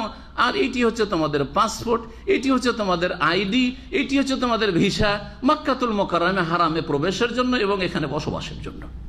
মহান আল্লাহ বলছেন যে যেখান থেকে তোমাদেরকে বহিষ্কার করে সেখান থেকে তাদেরকে বহিষ্কার করো। ওয়াল ফিতনাতু আশাদ্দু মিনাল কাতল, আর ফিতনা, বিশৃঙ্খলা, আশাদ্দু মিনাল কাতল, খুন হত্যার চাইতেও বেশি গুরুতর অপরাধ। ওয়াল ফিতনাতু আশাদ্দু মিনাল কাতল, ফিতনা মানে কি? ফিতনার ব্যাপক অর্থ রয়েছে। এখানে অনেক তাফসীরকাররা বলেছেন যে ফিতনা মানে শিরক, কারণ সবচেয়ে বড় ফিতনা হচ্ছে শিরকের ফিতনা। কারণ শিরকের ফিতনায় যে লিপ্ত হলো সে চিরকালের জন্য ধ্বংস, দুনিয়া সর্বনাশ, মুশরিক সে। আর ইন্নামাল মুশরিকুনা নাজাস, নাপাক, আর আখিরাতে চিরকাল জাহান্নামে থাকতে ওমাহুম বিখারিজিন মিনান নার। সুতরাং সবচেয়ে বড় ফিতনা হচ্ছে শিরক। এই তাফসীর সালাফে সালেহিন থেকে বর্ণিত নবী করিম সাল্লাল্লাহু আলাইহি সাল্লাম থেকে যা হাসিল করেছেন, ফিতনা সবচেয়ে বড় ফিতনা হচ্ছে শিরক। সুতরাং যতক্ষণ পর্যন্ত কি ফিতনা হচ্ছে মানে শিরক হচ্ছে হত্যার চাইতে বড় অপরাধ। একদিকে শিরিক করছো আর আরেকজন হত্যা করেছে, দুটোই অপরাধ, কিন্তু কোনটা বড় অপরাধ? শিরক। সুতরাং বড় অপরাধ নির্মূল করার জন্য প্রয়োজন যদি হয় তাহলে তখন অস্ত্র ধরার অনুমতি রয়েছে, যেখানে সেখানে অস্ত্র ধরা নয়। জি, কখন প্রয়োজন হবে? যখন ঠিক আছে যে স্বাধীনভাবে বলছে আমি ইসলাম কবুল করব না, অসুবিধা নেই, কিন্তু যারা স্বাধীনভাবে ইসলাম কবুল করতে চায় তাদেরকে বাধা দেওয়া হচ্ছে বড় ফিতনা। নিজেরাও ইসলাম কবুল করবে না এবং অন্য যারা ইসলাম কবুল করতে আসছে তাদের সামনে বড় বাধা হয়ে দাঁড়াচ্ছে। না, কেন ইসলাম কবুল করলি? তোর আর বেঁচে থাকার অধিকার নেই, তোর সমাজে থাকার অধিকার নেই, হ্যাঁ, তোর কোনো নিরাপত্তা নেই, তোকে মারবো, তোকে খুন করব। এটি হচ্ছে সবচেয়ে বড় ফিতনা। রাস্তার ইট পাটকেল যদি থাকে আর রাস্তায় চলতে হয়, রাস্তায় গাড়ি চালাচ্ছেন, রোডের উপর ঝড় হয়েছে, ঝড় হয়ে গাছ পড়ে আছে, করবেন কি আপনি? সরাবেন না? কাঁটা পড়ে আছে রাস্তায়, কাঁটা সরাবেন না? অবশ্যই সরাবেন। তো যারা ইসলাম কবুল করবেও না আর তারপরে ইসলাম কবুল করতে বাধা সৃষ্টি করবে অন্যদেরকে, তারা হচ্ছে বড় ফিতনা। সুতরাং এই ক্ষেত্রে আল্লাহ রাব্বুল জিহাদ ফি সাবিলিল্লাহর অনুমতি দিয়েছেন, যাতে করে স্বাধীনভাবে যেমন কুফরি করতে পারো, হ্যাঁ, লাইক রাফিদিন, স্বাধীনভাবে যাতে করে আল্লাহর ইবাদত বন্দি করতে পারে, এই স্বাধীনতাও দিতে হবে। জি, ওয়ালা তুকাতিলু ইনদাল মাসজিদিল হারাম হাত্তা ইউকাতিলুকুম ফি, আর তোমরা মসজিদে হারামের কাছে লড়াই করিও না। ওয়ালা তুকাতিলুহুম ইনদাল মাসজিদিল হারাম, তোমরা মসজিদে হারামের কাছে লড়াই করবে না। হাত্তা ইউকাতিলুকুম ফি, যতক্ষণ পর্যন্ত মসজিদে হারামের আশেপাশে তারা তোমাদের বিরুদ্ধে লড়াই না করবে। এখানে হারামের এরিয়ার যে মর্যাদা রয়েছে, সেই মর্যাদার কথা আল্লাহ রাব্বুল বর্ণনা করছেন যে হারামের এলাকায় লড়াই করা হচ্ছে কি হারাম, কিন্তু যদি তোমাদের বিরুদ্ধে মুসলিমরা তারা অস্ত্র ধরে না হারামের ভিতরে এসে, তাহলে তোমাদের প্রতিরক্ষামূলক অস্ত্র ধরা যাবে কি যাবে না? আল্লাহ বলছে যাবে। আর একমাত্র এই হারামের এলাকায় মক্কা বিজয়ের দিনে মাত্র কয়েক ঘন্টার জন্য নবী করিম সাল্লাল্লাহু আলাইহি ওয়াসাল্লাম বলেছেন, নবী সাল্লাল্লাহু আলাইহি ওয়াসাল্লাম সাহাবায়ে কেরামদের জন্য অস্ত্র ধারণ করা হালাল করা হয়েছিল। তারপরে কিয়ামত পর্যন্ত হারাম করে দেওয়া হয়েছে। কিন্তু একটা রাস্তা শুধু খোলা আছে, যদি এখনো কেউ মসজিদে হারামে অথবা হারামের এলাকার ভিতরে মারামারি শুরু করে দেয়, অস্ত্র ধরে, তো প্রতিরক্ষামূলক অস্ত্র ধরা যাবে না? যাবে। তাই বলছেন আল্লাহ রাব্বুল আলামিন, ওয়ালা তুকাতিলু মিনাল মাসজিদিল হারাম হাত্তা ইউকাতিলুকুম ফি, তোমরা মসজিদে হারামের নিকটে তাদের বিরুদ্ধে লড়াই করবে না যতক্ষণ পর্যন্ত তারা তোমাদের বিরুদ্ধে সেখানে লড়াই না করে। ফাইন কাতালুকুম, তারা যদি তোমাদের বিরুদ্ধে লড়াই লিপ্ত হয়, ফাকতুলুহুম, তাহলে তাদেরকে হত্যা করা। তখন তোমরা হারামের এলাকাতেই তাদেরকে হত্যা করো, কারণ তারা শুরু করেছে। কাযালিকা জাযাউল কাফিরিন, এইরকমটাই হচ্ছে কাফেরদের শাস্তি। কাফেরদের বদলা মানে কাফেরদের শাস্তিটা, প্রতিদান এইরকমই। ফাইনিন তাহাও, তারপর যে তারা বিরত হয়ে যায়, ভুল করে দিয়েছিল, অন্যায় করে দিয়েছিল, তারা বলছেন না, আর করবো না, আর লড়াই করবো না, আমরা অন্যায় করেছি, এখন আমরা বিরত হয়ে গেলাম, সারেন্ডার করলাম। আল্লাহ বলছেন ফাইনাল্লাহু গফুরুর রহিম, আল্লাহর মার্জনা আর তওবার দরজা খোলা আছে আল্লাহর কাছে। নিশ্চয়ই আল্লাহ রাব্বুল আলামিন বড় মার্জনাকারী আর পরম দয়ালু। ওয়াকাতিলু হাত্তা লা তাকুনা ফিতনা, আর তোমরা তাদের বিরুদ্ধে লড়াই করো যতক্ষণ পর্যন্ত ফিতনার অবসান না হয়। ফিতনা হচ্ছে ইসলাম দ্রোহিতা, ফিতনা হচ্ছে শিরক, আর ফিতনা হচ্ছে অশান্তি সৃষ্টি করা, বিশৃঙ্খলা সৃষ্টি করা। জি, ফিতনা নির্মূল করার জন্য তোমরা অস্ত্র ধারণ করবে, কিন্তু শান্তিতে যদি বসবাস করে আর তারা যদি তাদের ধর্মের ওপরেই কায়েম থাকে, তাহলে অস্ত্র ধারণ করা যাবে না। যেমন নবী করিম সাল্লাল্লাহু আলাইহি সাল্লামের আদর্শ প্রমাণ করে। খাইবারের ইহুদিরা তারা ইসলাম কবুল করেনি, কিন্তু তারা আনুগত্য কবুল করে, যে ঠিক আছে আমরা একটা চুক্তি করে নিলাম, এখন শান্তিতে বসবাস করো। ভালো কথা, শান্তিতে বসবাস করো। তার আগে তারা মদিনাতেও চুক্তি করেছিল যে ঠিক আছে শান্তিতে বসবাস কর, কিন্তু যখন অশান্তি সৃষ্টি করতে লাগলো, ঘরের শত্রু এরা মদিনার শত্রু, তখন তাদেরকে সেখান থেকে বিতাড়িত করা হইল। মহান আল্লাহ তারপরে বলছেন ওয়াকাতিলু হাত্তা লা তাকুনা ফিতনা, তোমরা তাদের বিরুদ্ধে লড়াই করো যতক্ষণ পর্যন্ত ফিতনার অবসান না ঘটে। ওয়া ইয়াকুনা দ্বীনু লিল্লাহ, এবং দিন আল্লাহর জন্য সুপ্রতিষ্ঠিত হয়ে যায়। দিন মানে যদি দিন বলি, দিনের অনেকগুলি অর্থ হয়। দিনের মানে সূরা ফাতিহাতে কি মালিক ইয়াউমিদ্দিন, কি অর্থ? না, দিবস। মালিক ইয়াউমিদ্দিন বিচার দিবস, দিবস শব্দ নেই। হ্যাঁ, ইয়ম মানে মালিক ইয়ম মানে দিন, দিবস। ইয়ম মানে দিবস। আমি ইয়ম মানে তো জিজ্ঞেস করিনি, আমি দিন মানে জিজ্ঞেস করেছি। হ্যাঁ, বদলা, প্রতিদান। জি হ্যাঁ, জাযা। এখানে দিন মানে এখানে জাযা। মালিক ইয়াউমিদ্দিন মানে মালিক ইয়াউমিল জাযা। জি, প্রতিদান দিবসের একক মালিক আল্লাহ রাব্বুল আলামিন। ভালো করে শুনেন, দিন মানে এখানে জাযা। এই যে কাযালিকা জাযাউল কাফির বললেন না, জাযা, এই জাযাই হচ্ছে এই দিনের অর্থ এখানে সূরা ফাতিহাতে। জি, মালিক ইয়াউমিদ্দিন, মালিক ইয়াউমিল জাযা, প্রতিদান দিবসের একক মালিক, একমাত্র মালিক কে? আল্লাহ, যিনি রহমান, যিনি রহিম। হ্যাঁ, আলহামদুলিল্লাহ, যিনি রব্বুল আলামিন, তিনি মালিক ইয়াউমিদ্দিন। তার জন্য সমস্ত ইবাদত, ইয়াকা নাবুদু, আর তার কাছে যাবতীয় সাহায্য চাওয়া, ওই ইয়াকা নাস্তাইন, তার কাছে হেদায়েত তলব করা। কি বলছিলাম তাহলে? একটা অর্থ হয়ে গেল প্রতিদান বা বদলা, দিন মানে বদলা। আর একটা দিন মানে হচ্ছে ইন্নাদ-দীনা ইনদাল্লাহিল ইসলাম, দিন মানে হচ্ছে আল্লাহর নাযিলকৃত জীবন বিধান। জি হ্যাঁ, জীবনের প্রতিটি শরীয়তি বিধিবিধান, আকীদা, ইবাদত, আখলাক, আমল সবকিছুই। দিনের আর একটি অর্থ হচ্ছে আনুগত্য। শুনে রাখেন, দিনের আরেকটি অর্থ হচ্ছে আনুগত্য। জি, এই আনুগত্য, এই আনুগত্যের অর্থ এখানে আছে। কেমন করে দেখেন, কি বলছেন আল্লাহ রাব্বুল আলামিন? যে ওয়ায়াকুনা দ্বীনু লিল্লাহ, সার্বিক ক্ষেত্রে আনুগত্য যেন কার হয়? আল্লাহর হয়। আনুগত্য আল্লাহর হইতে হবে। না ফরমানি আল্লাহর, শয়তানের আনুগত্য, হ্যাঁ, দেবদেবীর আনুগত্য, আর গৌস কুতুবের আনুগত্য, হ্যাঁ, শিরক আর কুফরি আর তৌহিদ নেই, এটা চলবে না। জি, ওয়ায়াকুনা দ্বীনু লিল্লাহ, দিন আনুগত্য একমাত্র আল্লাহর জন্য হয়ে যেতে হবে। তাহলে বোঝা যাবে যে হ্যাঁ, মানুষ কার অনুগত? সৃষ্টিকর্তার অনুগত। সৃষ্টিকর্তার, হ্যাঁ, মখলুক খালেকের অনুগত হয়েছে। সৃষ্টি জগৎ স্রষ্টার অনুগত হয়ে গেছে। আর যারা অনুগত হয়নি তারা আর ডিস্টার্ব করবে না, তারা ফিতনা ফাসাদ সৃষ্টি করবে না, তারা বিশৃঙ্খলা করবে না, তারা নিজের ধর্মকর্ম নিয়ে থাকবে, কিন্তু কারো রাস্তায় বাধা দেবে না। ব্যাস, এতক্ষণ পর্যন্ত সংগ্রাম, লড়াই চলতে থাকবে। ফাইন ইনতাহাও, যদি তারপরে তারা বিরত হয়ে যায়, ফালা উদওয়ানা ইল্লা আলা যালিমিন, তাহলে জালেম ছাড়া কারো ওপর আক্রমণ করা চলবে না। উদওয়ান মানে আক্রমণ করলাম, জালেমদের উপর আক্রমণ চলবে, কিন্তু জুলম অত্যাচার যদি না করে, নিরীহভাবে বসবাস করে, তাহলে কোন রকমের কার ওপর হস্তক্ষেপ চলবে না, কোনো আক্রমণ চলবে না, কারো কোনো রকমের ক্ষেত্রে অ্যাকশন নেওয়া চলবে না। ফালা উদওয়ানা ইল্লা আলা যালিমিন। তারপরে বলছেন আশ-শাহরুল হারাম বিশ-শাহরিল হারাম, সম্মানিত মাসের বদলে, পরিবর্তে, অর্থাৎ সম্মানিত মাসে যদি কাফেররা তোমাদের বিরুদ্ধে অস্ত্র ধরে মক্কার, তাহলে তোমরা অস্ত্র ধরো। সম্মানিত মাস কি কি? শাহরে হারাম কি কয়টি? 4টি। কি কি? 3টি পাশাপাশি, একসাথে বলে 3টি পাশাপাশি।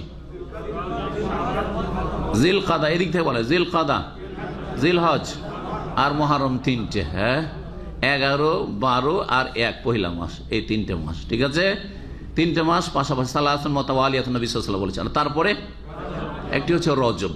হ্যাঁ, রজব, শাবানের আগে যে রজব মাস। এই 4টি মাস, এই 4 মাসের কোন মাসে যদি তারা অস্ত্র ধরে তাহলে প্রতিশোধ নেওয়া হবে, আর তারা যদি না ধরে তোমরা ধরিও না। আশ-শাহরুল হারাম বিশ-শাহরিল হারামে, সম্মানিত বা পবিত্র মাস, বা নিষিদ্ধ বলতে পারেন। হারামের পবিত্র অর্থ, কারণ সম্মানিত। মসজিদে হারামকে কি জন্য মসজিদে হারাম বলা হয়? পবিত্র মসজিদ, হ্যাঁ, বা সম্মানিত মসজিদ। হ্যাঁ, জি। তারপরে নিষিদ্ধের অর্থ আছে, এখানে অনেক কিছু নিষিদ্ধ আছে, এখানে অনেক কিছু, হ্যাঁ, এখানে স্বীকার করা নিষেধ। এখানে অস্ত্র ধরা নিষেধ, এখানে অনেক কিছু এরকম, এমনকি হারামের এলাকার শিকার করার সাথে সাথে ঘাস কাটা নিষেধ আছে না নেই? জি হ্যাঁ। হারিয়ে যা বস্তু উঠিয়ে নিয়ে আসা নিষেধ, সারা জীবন ঘোষণা করতে হবে, নাহলে ওখানে গিয়ে জমা করে দিতে হবে এমন ব্যক্তির কাছে, বা ওখানে সংস্থা আছে, জমা করে দিতে হবে যে তারা ঘোষণা করবে ওখানে গেলে হারিয়ে যাওয়া বস্তু পাওয়া যাবে, কিন্তু উঠিয়ে নিয়ে চলে আসলেন এখানে মক্কায় কিছু পেলেন, হারাম, নবী সাল্লাল্লাহু আলাইহি ওয়াসাল্লাম নিষেধ করেছেন। জি, তো এই জন্য কি বলা হয়, মসজিদে হারাম বা হারামের এলাকা বলা হয়, বা হারাম দুটাই বলা হয়। আশ-শাহরুল হারাম বিশ-শাহরিল হারাম, তো সম্মানিত বা পবিত্র মাসের বদলে পবিত্র মাস। ওয়াল হুরুমাত কিসাস, আর সম্মানিত বস্তুগুলি, সম্মানিত বা পবিত্র বা নিষিদ্ধ বস্তুগুলির অনুরূপ বা এইরূপ বিনিময় রয়েছে। কিসাস মানে বদলা রয়েছে সম্মানিত বস্তুর, অর্থাৎ মাসের ক্ষেত্রে হলো, এখন জায়গার ক্ষেত্রে, মাসের ক্ষেত্রে হলো এখন জায়গার ক্ষেত্রে যদি তারা স্থানের সম্মান নষ্ট করে তাহলে প্রতিশোধ সেখানে নিতে পারবে। যেমন সম্মানিত মাসগুলিতে যুদ্ধ করবে না তোমরা, কিন্তু তারা যুদ্ধ করলে করতে পারবে, তেমনি সম্মানিত বা পবিত্র স্থানে অথবা পবিত্র বস্তুর ক্ষেত্রে যদি তারা বাড়াবাড়ি করে তাহলে কিসাসন প্রতিশোধ নিতে পারবে। ফামানে তাদা আলাইকুম, সুতরাং কেউ যদি তোমাদের ক্ষেত্রে বাড়াবাড়ি করে, তোমাদের উপর আক্রমণ করে, ফাতাদু আলাইহে, তাদের উপর তোমরা পাল্টা আক্রমণ করো, বেমিসলে মা তাদা আলাইকুম, যেমনটা তারা তোমাদের উপর আক্রমণ করেছে, বেশি নয়। জি, ওয়াত্তাকুল্লাহ, আর সবসময় আল্লাহকে ভয় করিও। ওয়ালামু, জেনে রেখো, আন্নাল্লাহ মাআল মুত্তাকিন, আল্লাহ রাব্বুল আলামিন আল্লাহ ভীরু, পাপ মুক্ত, সংযত, মুত্তাকি পরেজগারদের সাথে রয়েছেন। ওয়ানফিকু ফি সাবিলিল্লাহ, জিহাদের আয়াতগুলি শেষ হচ্ছে। এই আয়াতটি যেটা বলছে আল্লাহর রাস্তায় ব্যয় করা, এটাও জিহাদের ক্ষেত্রে যে প্রয়োজনে জিহাদ ফি সাবিলিল্লাহ মুসলিম উম্মাহ যখনই প্রয়োজন হবে চালাতে থাকবে, হাত গুটিয়ে নেবে না। আর যখনই হাত গুটিয়ে নেবে তখনই কুফরি শক্তি মাথার ওপর চেপে আসবে, যে অবস্থা আমরা দেখছি। আল্লাহ বলছেন ওয়ানফিকু ফি সাবিলিল্লাহ, তোমরা আল্লাহর রাস্তায় ব্যয় করো, খরচ করো। ওয়ালা তুলকু বিআইদিকুম ইলা তাহলুকা, আর তোমরা নিজেদেরকে ধ্বংসে পতিত করিও না, তোমরা নিজেদের সর্বনাশ ডেকে নিয়ে আসিও না। ওয়ালা তুলকু বিআইদিকুম, তোমরা হাতকে নিক্ষেপ করিও না, শাব্দিক অর্থ ইলা তাহলুকা, ধ্বংসে, ধ্বংসে হাত দিও না, ধ্বংসে হাত দিও না মানে নিজেকে ধ্বংসে ফেলিও না, ধ্বংস করিও না। এর মানে কি? এর মানে যদি স্বাধীনভাবে বুঝেন যে ভাই যদি জিহাদ করতে যায় তো সেটাই তো ধ্বংস, মারবো তো মরতেও তো হবে, তো ধ্বংসই তো, তাহলে জিহাদ করতে হবে না, তাই না?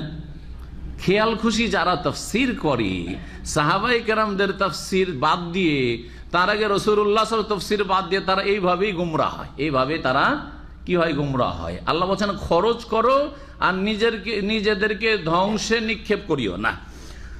ওয়া আহসিনু, এবং তোমরা সদাচরণ করতে থাকো, তোমরা ইহসান করতে থাকো, সৎ ব্যবহার করতে থাকো। এটা কাফেরদের সাথে ইহসান, জিহাদ ফি সাবিলিল্লাহ ইহসান। জি, তাদেরকে একটু সচেতন করা যে এখনো খুঁজো সঠিক রাস্তা, তোমার কল্যাণের জন্য বলা হচ্ছে। যেমন ক্যান্সারে আক্রান্ত ব্যক্তির শরীরের কোনো অঙ্গ কেটে ফেলে দেওয়া, বাকি অঙ্গ রক্ষা করার জন্য, বাকি গোটা শরীর রক্ষা করার জন্য, সেটা তার সাথে ইহসান না জুলুম? ইহসান।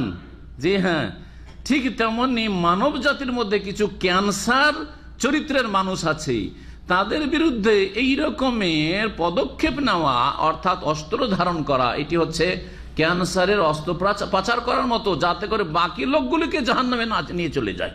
এরাও জাহান্নামে যেতে চায় আর মানুষকে জাহান্নামে নিয়ে চলে যেতে চায়। এই জান্নাতের রাস্তা যেন বাধা হয়ে না দাঁড়ায়, এই ক্যান্সারকে দূর করতে হবে। তো জিহাদ ফি সাবিলিল্লাহ হচ্ছে ইসলামের ক্যান্সারের অস্ত্রোপচার বা অপারেশন। জি, ইন্নাল্লাহ ইউহিব্বুল মুহসিনিন, তোমরা সদ্ব্যবহার করো, সদাচরণ করো, নিশ্চয় আল্লাহ রাব্বুল আলামিন সৎকর্মশীলদেরকে বা সদাচরণকারীদেরকে ভালোবাসেন। এই আয়াতের তাফসীরটা একটু শোনাই।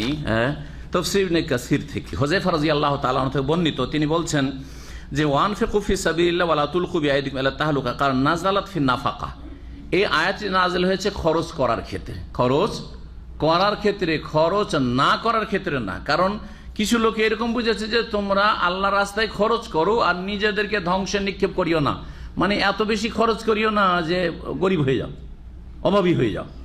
তিনি বলছেন না, এটা অর্থ নয়, আসলে এই অর্থ নয়। তাহলে এই অর্থ একটা জানলাম, খরচ করার ক্ষেত্রে এই আয়াত নাযিল হয়েছে খরচ করো আর ধ্বংসে নিক্ষেপ করিও না।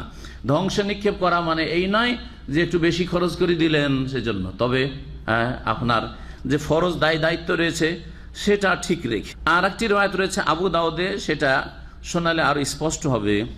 বলছেন সেখানে,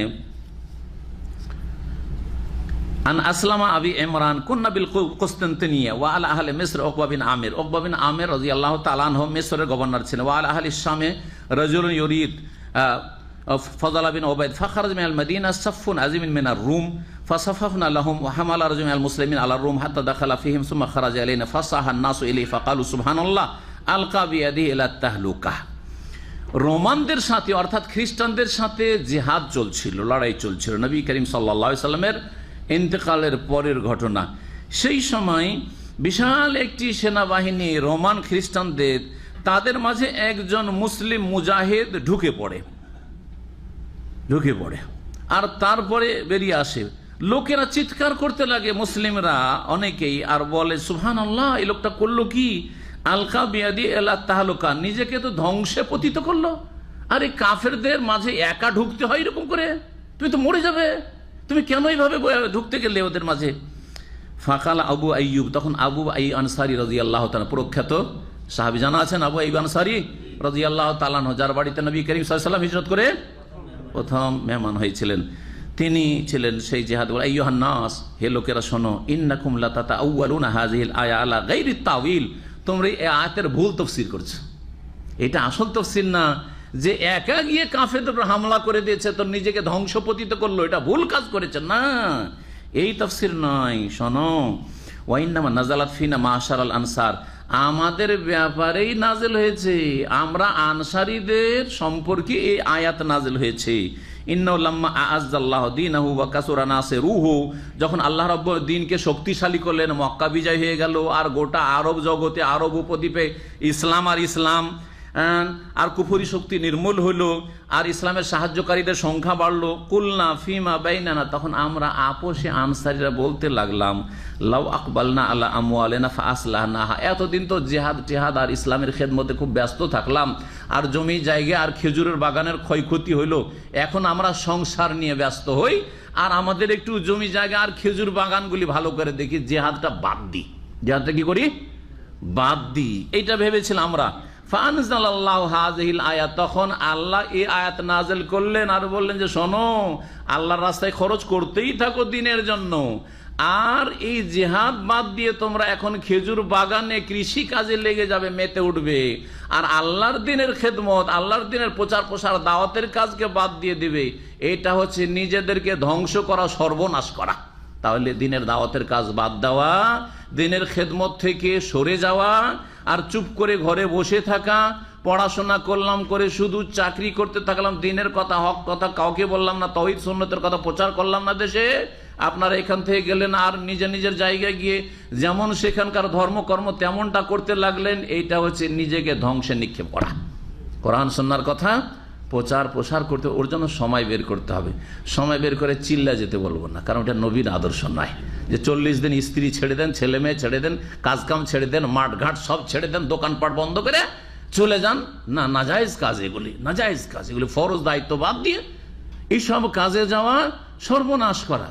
তবে আপনাকে প্রতিদিন সময় বের করতে হবে যে আমি এতক্ষণ কোরআন হাদিস লেখাপড়া করব, আর এতক্ষণ মানুষকে দিনের দাওয়াত দেবো, হেদায়েত করব, গ্রামে গ্রামে এলাকাতে যাব, আর যাওয়ার পরে আমি মানুষের কাছে হকের কথা তুলে ধরবো। আর যেইভাবে হোক না কেন, নিজে তুলে ধরতে পারেন, কোনো আপনি মাধ্যম দিয়ে, কোনো বই পুস্তক দিয়ে, কোনো কারো আলোচনা দিয়ে, যা দিয়ে মানুষকে হেদায়েত করতে পারেন, এগুলি হচ্ছে আল্লাহর রাস্তায় দিনের খাদেম হওয়া। আল্লাহ যেন আমাদের সকলকে তৌফিক দান করেন। তারপরে এখন হজ সম্পর্কে আলোচনা শুরু করব। জি, হজের আয়াতগুলির তাফসীর ইনশাআল্লাহ তাআলা সংক্ষেপে আমি আজকে করে দেওয়ার চেষ্টা করব, আল্লাহ যেন তৌফিক দান করেন। আয়াত নম্বর 196 থেকে হজের আলোচনা শুরু হচ্ছে সূরা বাকারার। মহান আল্লাহ ইরশাদ করেছেন, ওয়া আতিমুল হজ্জ ওয়াল উমরাতা লিল্লাহ, তোমরা হজ এবং উমরা আল্লাহর সন্তুষ্টির জন্য সম্পূর্ণ করা, পুরা করা। হজের কাজ উমরার কাজ তোমরা কি করো? আল্লাহর জন্য কি করো? পুরা করো। লিল্লাহ, ইখলাসের শিক্ষা দেওয়া হয়েছে। এই লিল্লাহ দিয়ে ইখলাসের কথা, আল্লাহর জন্য করো, দুনিয়ার কোনো গরজ না থাকে। অনেকে আজকাল হজ করে যান কিসের জন্য? করতেন না, হ্যাঁ, নামের জন্য, না হলে বদনাম থেকে বাঁচার জন্য। সৌদি আরবে এতদিন চাকরি করলাম, যেখানে যাব জিজ্ঞাসা করবে লোকেরা, হজ করেছ? কি বলবো মানুষকে? বলবো যে হজ করিনি, এটা লজ্জার ব্যাপার, তাই না? সেই জন্য হজ করে যাওয়া। আর দেশ থেকে বা বিশেষ করে ভারত, বাংলাদেশ, পাকিস্তান যেসব হাজিরা আসে, ওরা অনেকে কি জন্য আসে? হাজি সাহেব হওয়ার জন্য, হাজি সাহেব টাইটেল নেওয়ার জন্য। হ্যাঁ, তো এগুলি লিল্লাহ নয়, লিল্লাহ নয়। অথবা কোনো একটা ব্যবসা করে, সেখানে মানুষের অধিক আস্থা জন্মাবার জন্য হাজি হয়ে যায়, যে হাজি হয়ে গেলে কাস্টমার বাড়বে, হ্যাঁ, আমাকে লোকেরা বিশ্বাস করবে। হ্যাঁ, জি হ্যাঁ। তো দুনিয়ার মেলা গরজ রয়েছে। এইরকমই হজে এসে শিরক বিদাত করা, এগুলি আল্লাহর জন্য হজ করে নেই। হজে এসে যেখানে সেখানে শিরিক করে বেড়ায়, বিদাত করে বেড়ায়, এখানে নফল পড়া, ওইখানে পড়া, ওইখানে পড়া, মসজিদে হারাম বাদ দিয়ে কোথায় সোর পাহাড়ের গুহা, আর কোথায় হেরা পাহাড়ের গুহা, আর কোথায় কোথায় মদিনে আসার মসজিদ নয় বাদ দিয়ে ওই 7 মসজিদ খুঁজে বেড়ায়। আর তারপরে ওহুদের ওখানে গিয়ে যেখানে সেখানে নামাজ পড়ে, আর যেখানে সেখানে গিয়ে শিরিক পর্যন্ত করে। ওহুদে গিয়ে মনে করে যে শহীদদের কাছে একটু দোয়া করি, ওদের কাছে দোয়া করে, ওদের কাছে দোয়া করে, শিরিক করে।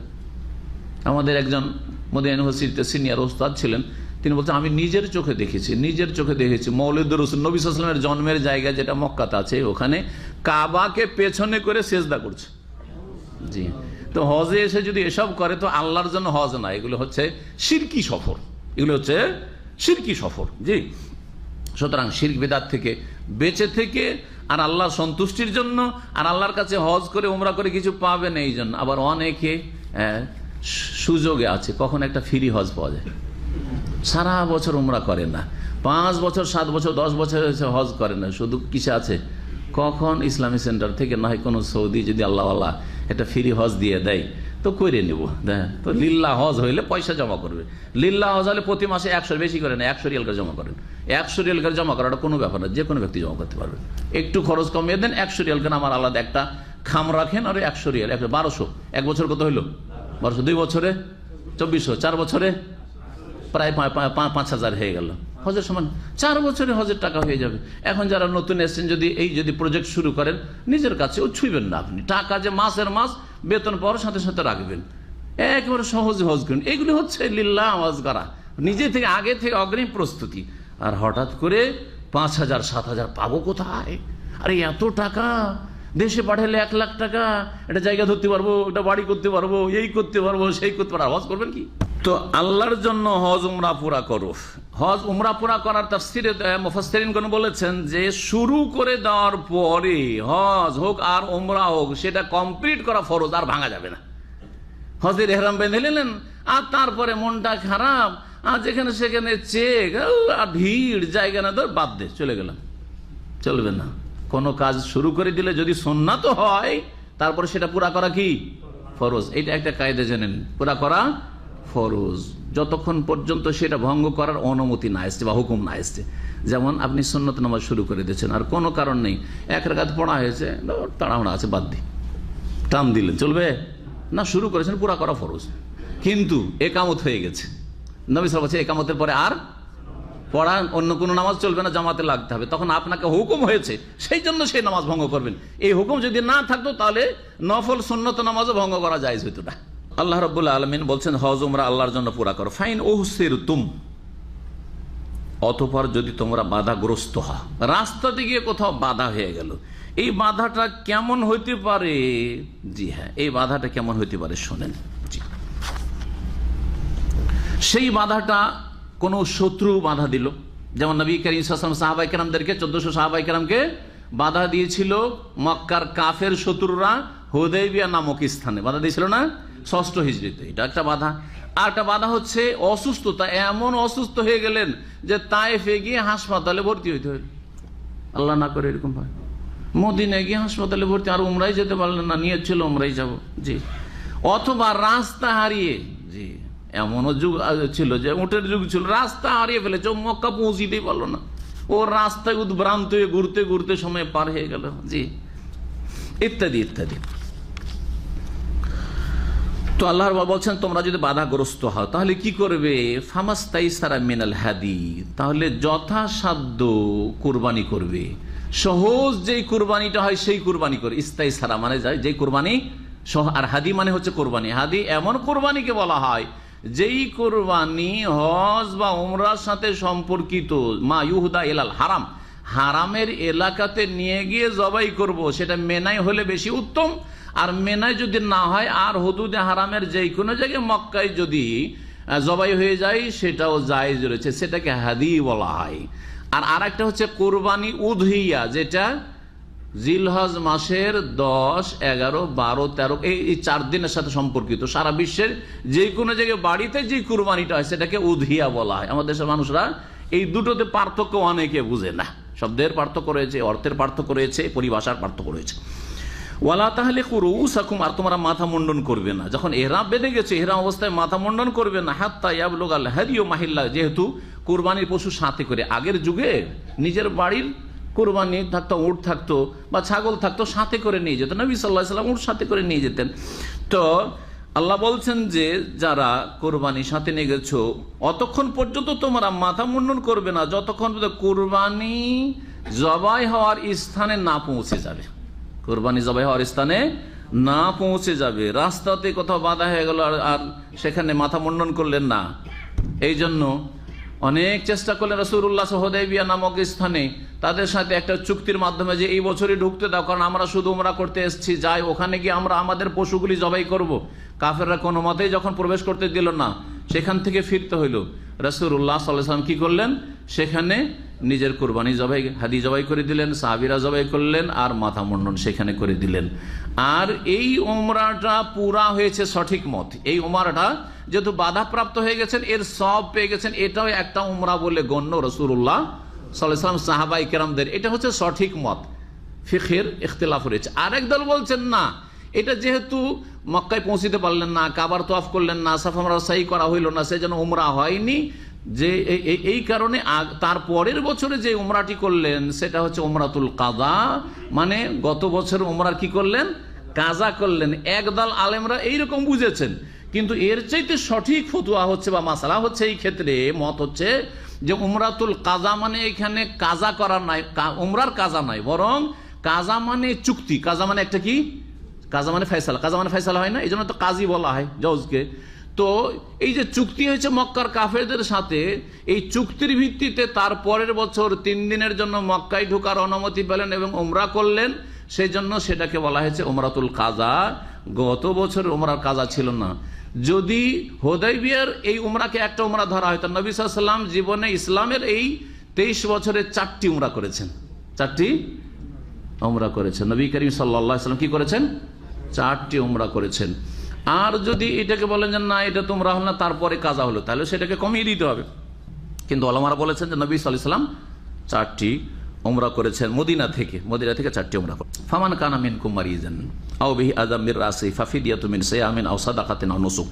এখান থেকে শরীয়তের একটি বিধান বলা হচ্ছে, যেটাকে ফিকহের ভাষা বলা ফিদিয়াতুল আযা। আপনার যদি কোনো রকমের এমন কষ্ট হয়ে যায়, এহরামে নিষিদ্ধ কোনো কাজ করতে হচ্ছে, এহরামে নিষিদ্ধ কোনো কাজ করতে হচ্ছে, যেমন এহরামের অবস্থায় পুরুষদের জন্য সেলাই করা কাপড় পরা নিষেধ, আপনাকে সেলাই করা কাপড় পরতে হচ্ছে। মাথা মুন্ডন বা চুল কাটা, মোচ কাটা কি নিষেধ, কিন্তু কাটতে হচ্ছে। জি হ্যাঁ, বগলের চুল কাটা এহরাম অবস্থায় নিষেধ, তাই না? কিন্তু আপনার ধরে এমন ফোড়া হয়ে গেছে, এখন ওখানে অপারেশন করতে হবে বলছে, এটা আপনার এই সাফ করতে, পশম সাফ করতে হবে, করতে হবে না, হবে না? এইগুলির ক্ষেত্রে ফিদিয়া রয়েছে, মুক্তির ব্যবস্থা রয়েছে। বলছেন আল্লাহ রাব্বুল এই বিধান, ফামান কানা মিনকুম মারিজান, অতঃপর তোমাদের কেউ যদি অসুস্থ হয়ে পড়ে, আও বিহি আযাম মির রাসি, অথবা মাথায় কোনো রকমের ব্যাধি হয়, মাথায় যদি ব্যাধিগ্রস্ত হয় কেউ, আজান মানে হচ্ছে মারাত, কষ্ট, ফোড়া, জি, বা ফোড়া ছাড়া আর কিছু হইতে পারে। যেমন এক সাহাবী ছিলেন কাব বিন উজরা, হাদিস রয়েছে সেই বুখারীতে। ওই ব্যক্তির এত উকুন হয়েছিল, আর উকুন যদি মাথায় থাকে আর আগুনের কাছে বসা যায়, তো উকুন আর গরমের জ্বালাতে থাকতে পারে না, তখন মাথাতে গোটা গায়ে নামতে শুরু হয়। জি হ্যাঁ, উকুন এমন হয়ে তার চুল থেকে নামতে শুরু হয়েছে যে শরীর দিয়ে একবারে মনে হচ্ছে স্রোত বইছে। নবী করিম সাল্লাল্লাহু আলাইহি ওয়াসাল্লাম এই অবস্থা দেখে সহিহ মুসলিমের এই বাক্যটা রয়েছে, বলেছে আয়ুজিকা হাওয়াম্মকা, আরে তোমার উকুনে তো তোমাকে খুব কষ্ট দিচ্ছে মনে হয়, আয়ুজিকা হাওয়াম্মকা, কষ্ট দিচ্ছে, তো তুমি এক কাজ করো, এই হচ্ছে শরীয়তের বিধান, আয়াত নাযিল হইল, তুমি মাথা মুন্ডন করে দাও যাতে করে তোমার উকুন চুলের সাথে সাথে সাফ হয়ে যায়। তোমাদের কেউ যদি অসুস্থ হয় অথবা মাথায় কোনো কষ্টদায়ক বস্তু থাকে, ওই মানে উকুন থাকে, অথবা কোনো রকমের আঘাত হয়ে যায় অথবা ফোড়া হয়ে যায় আর চুল কাটতে হচ্ছে, ফাফিদিয়াতুম মিন সিয়ামিন, তাহলে মুক্তি লাভ করবে বা ফিদিয়া দেবে, মিন সিয়ামিন, সিয়ামে রোজা। সিয়াম করলে কয়টি সিয়াম করতে হবে জানেন? হ্যাঁ, কয়টি? 3টি। ফিদিয়া, এহরামে নিষিদ্ধ কোনো কিছু যদি করে ফেলেন তাহলে সেই ক্ষেত্রে 3টি সিয়াম রয়েছে, 3টি রোজা। আও সাদাকাতিন, অথবা সাদকা দেবে, তাহলে অপশন আছে, এটা না পারলে ওইটা, এরকম নাই, 3টার যে কোনো একটা করতে পারেন আপনি। অথবা সাদকা দেন, সাদকা কতটা দিতে হবে? বলছে 6 মিসকিনের সাদকা দিতে হবে। কয় মিসকিনের? 6 মিসকিনের খাবার দিতে হবে। এক মিসকিনকে যদি আপনি দেন একদিনের খাবার, তাহলে 1.5 কিলো হয়, সবচেয়ে ভালো, কেউ কমও বলেছেন। 6 মিসকিনের খাবার এক কথায়। আও নসকিন, অথবা কোরবানি করবে, অথবা কি করবে? কোরবানি করবে। তাহলে কেউ যদি এহরাম বিরোধী কোনো কাজ করে তাহলে তার ফিদিয়া, তার মুক্তি লাভের উপায় হচ্ছে 3 সিয়াম, রোজা পালন করা, অথবা 6 মিসকিনের খাবার দেওয়া, অথবা একটি কি করা? দম দেওয়া, যেটাকে বলা হয়, আজকাল লোকেরা বলে দম। দম মানে কি? রক্ত। তো রক্ত বহাইতে হবে, মানে কোরবানি দিতে হবে। জি, আনুসুক। ফাইজা আমিনতুম, অতবার যখন তোমার নিরাপদ হয়ে যাবে, রাস্তা নিরাপদ, এখন আর বাধা টাধা নেই, মক্কা যাব, মক্কা গিয়ে আমরা উমরা করব। এখন উমরা সাথে যদি হজও করো, আর হজের মাসে যদি উমরা করো, হজের মাসে উমরা যদি করো, একসাথে দুটো মিলিয়ে করো, যার নাম হচ্ছে কোন হজ? একসাথে দুটো নিয়ত করলেন, মিকাত থেকে দুটোর নিয়ত একসাথে করলেন, কেরান হজ। অথবা প্রথম উমরার নিয়ত করলেন আর তারপরে উমরা সারার পরে বসে থাকলেন 8 তারিখ পর্যন্ত হালাল হয়ে, আর 8 তারিখে আবার নতুন করে এহরাম বেঁধে চলে গেলেন মেনায়, তাহলে কোন হজ? তামাত্তু হজ। মাঝখানে হালাল হজে তামাত্তু হজ। তামাত্তু হজের ক্ষেত্রেও, যেটা সত্যিকার অর্থে শাব্দিক দিক থেকেও আর পারিভাষিক দিক থেকেও শরীয়তের যে অর্থ সেদিক থেকেও হচ্ছে তামাত্তু, আর কেরান হচ্ছে শাব্দিক অর্থের দিক থেকে তামাত্তু মানে উমরা ভোগ করা, হজের মৌসুমে কি করা? উমরা ভোগ করা, যদিও তার ভিন্ন একটি নাম রয়েছে কেরান। তাহলে হজ কত প্রকার?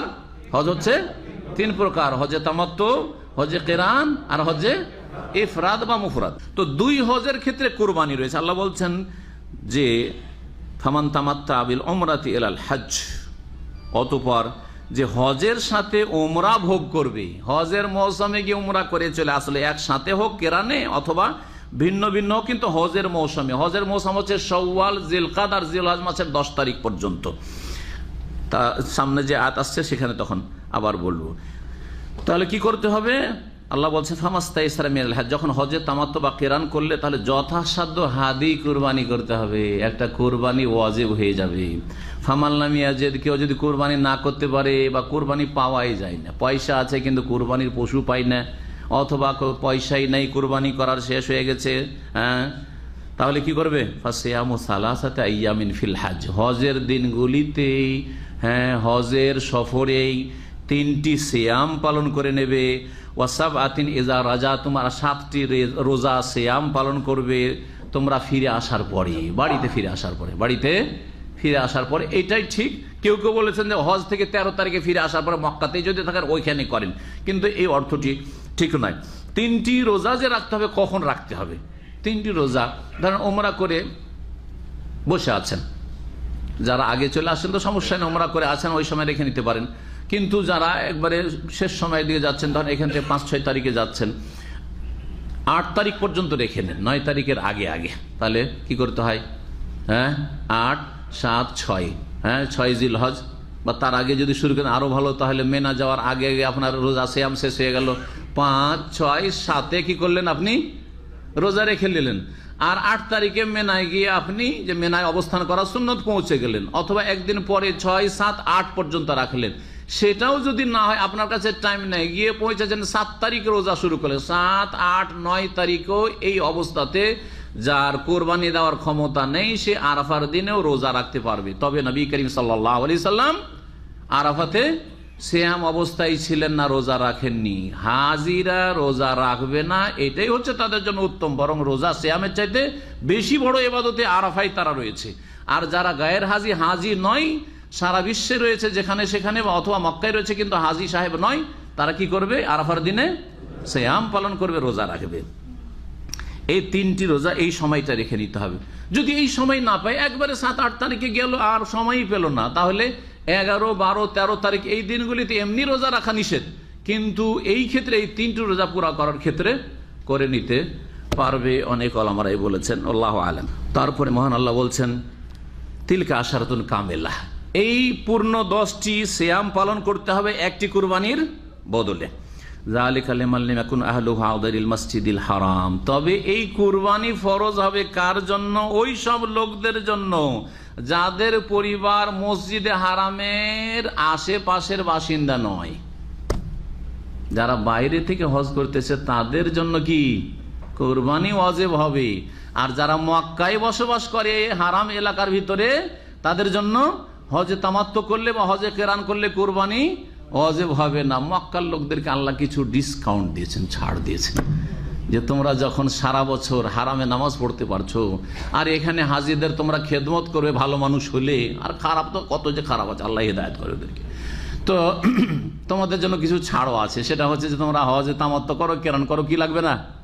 কুরবানি লাগবে না। অন্যরা কুরবানি করবে, সেই গোস্তি খাওয়ার লোক নেই, ওগুলোই খাও তোমরা।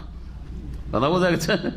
জি হ্যাঁ, তো ওদের কোরবানি করা লাগবে না। এটা হচ্ছে তাফসীর। কেউ কেউ বলেছেন যে হজে তামাত্তু আর কেরান বাইরের লোকের জন্য, মক্কার লোক আর হজে তামাত্তু কেরান কেনা করবে, ওরা তো সব সময় আলাদা উমরা করতে পারছে, হজ মৌসুম ছাড়া গোটা বছরে যে কোনো সময় উমরা করতে পারছে, তাহলে কেন হজের মৌসুমে ওরা উমরা করে আমার হজে তামাত্তু কেরান করবে? ওদের জন্য তাহলে হজে ইফরাদি উত্তম, এটাও কোন ফুকাহারা বলেছেন।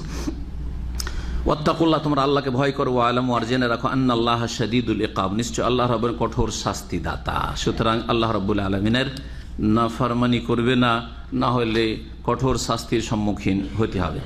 মহান আল্লাহ তারপরে বলছেন আল হাজ্জু আশহুরুম মালুমাত, হজের নির্দিষ্ট বা নির্ধারিত জানাশোনা কয়েকটি মাস রয়েছে। হজের জন্য নির্ধারিত কয়েকটি কি রয়েছে? মাস রয়েছে। মালুমাত মানে যা বিদিত, জানাশোনা, আল্লাহ জানিয়ে দিয়েছেন রাসূলুল্লাহ সাল্লাল্লাহু আলাইহি ওয়াসাল্লামের মাধ্যমে। সেটা হচ্ছে শাওয়াল মাস পুরা, জিলকাদ মাস পুরা, আর জিলহজ মাসের 10 দিন। এই কথা যে এই ব্যাখ্যার মানে কি?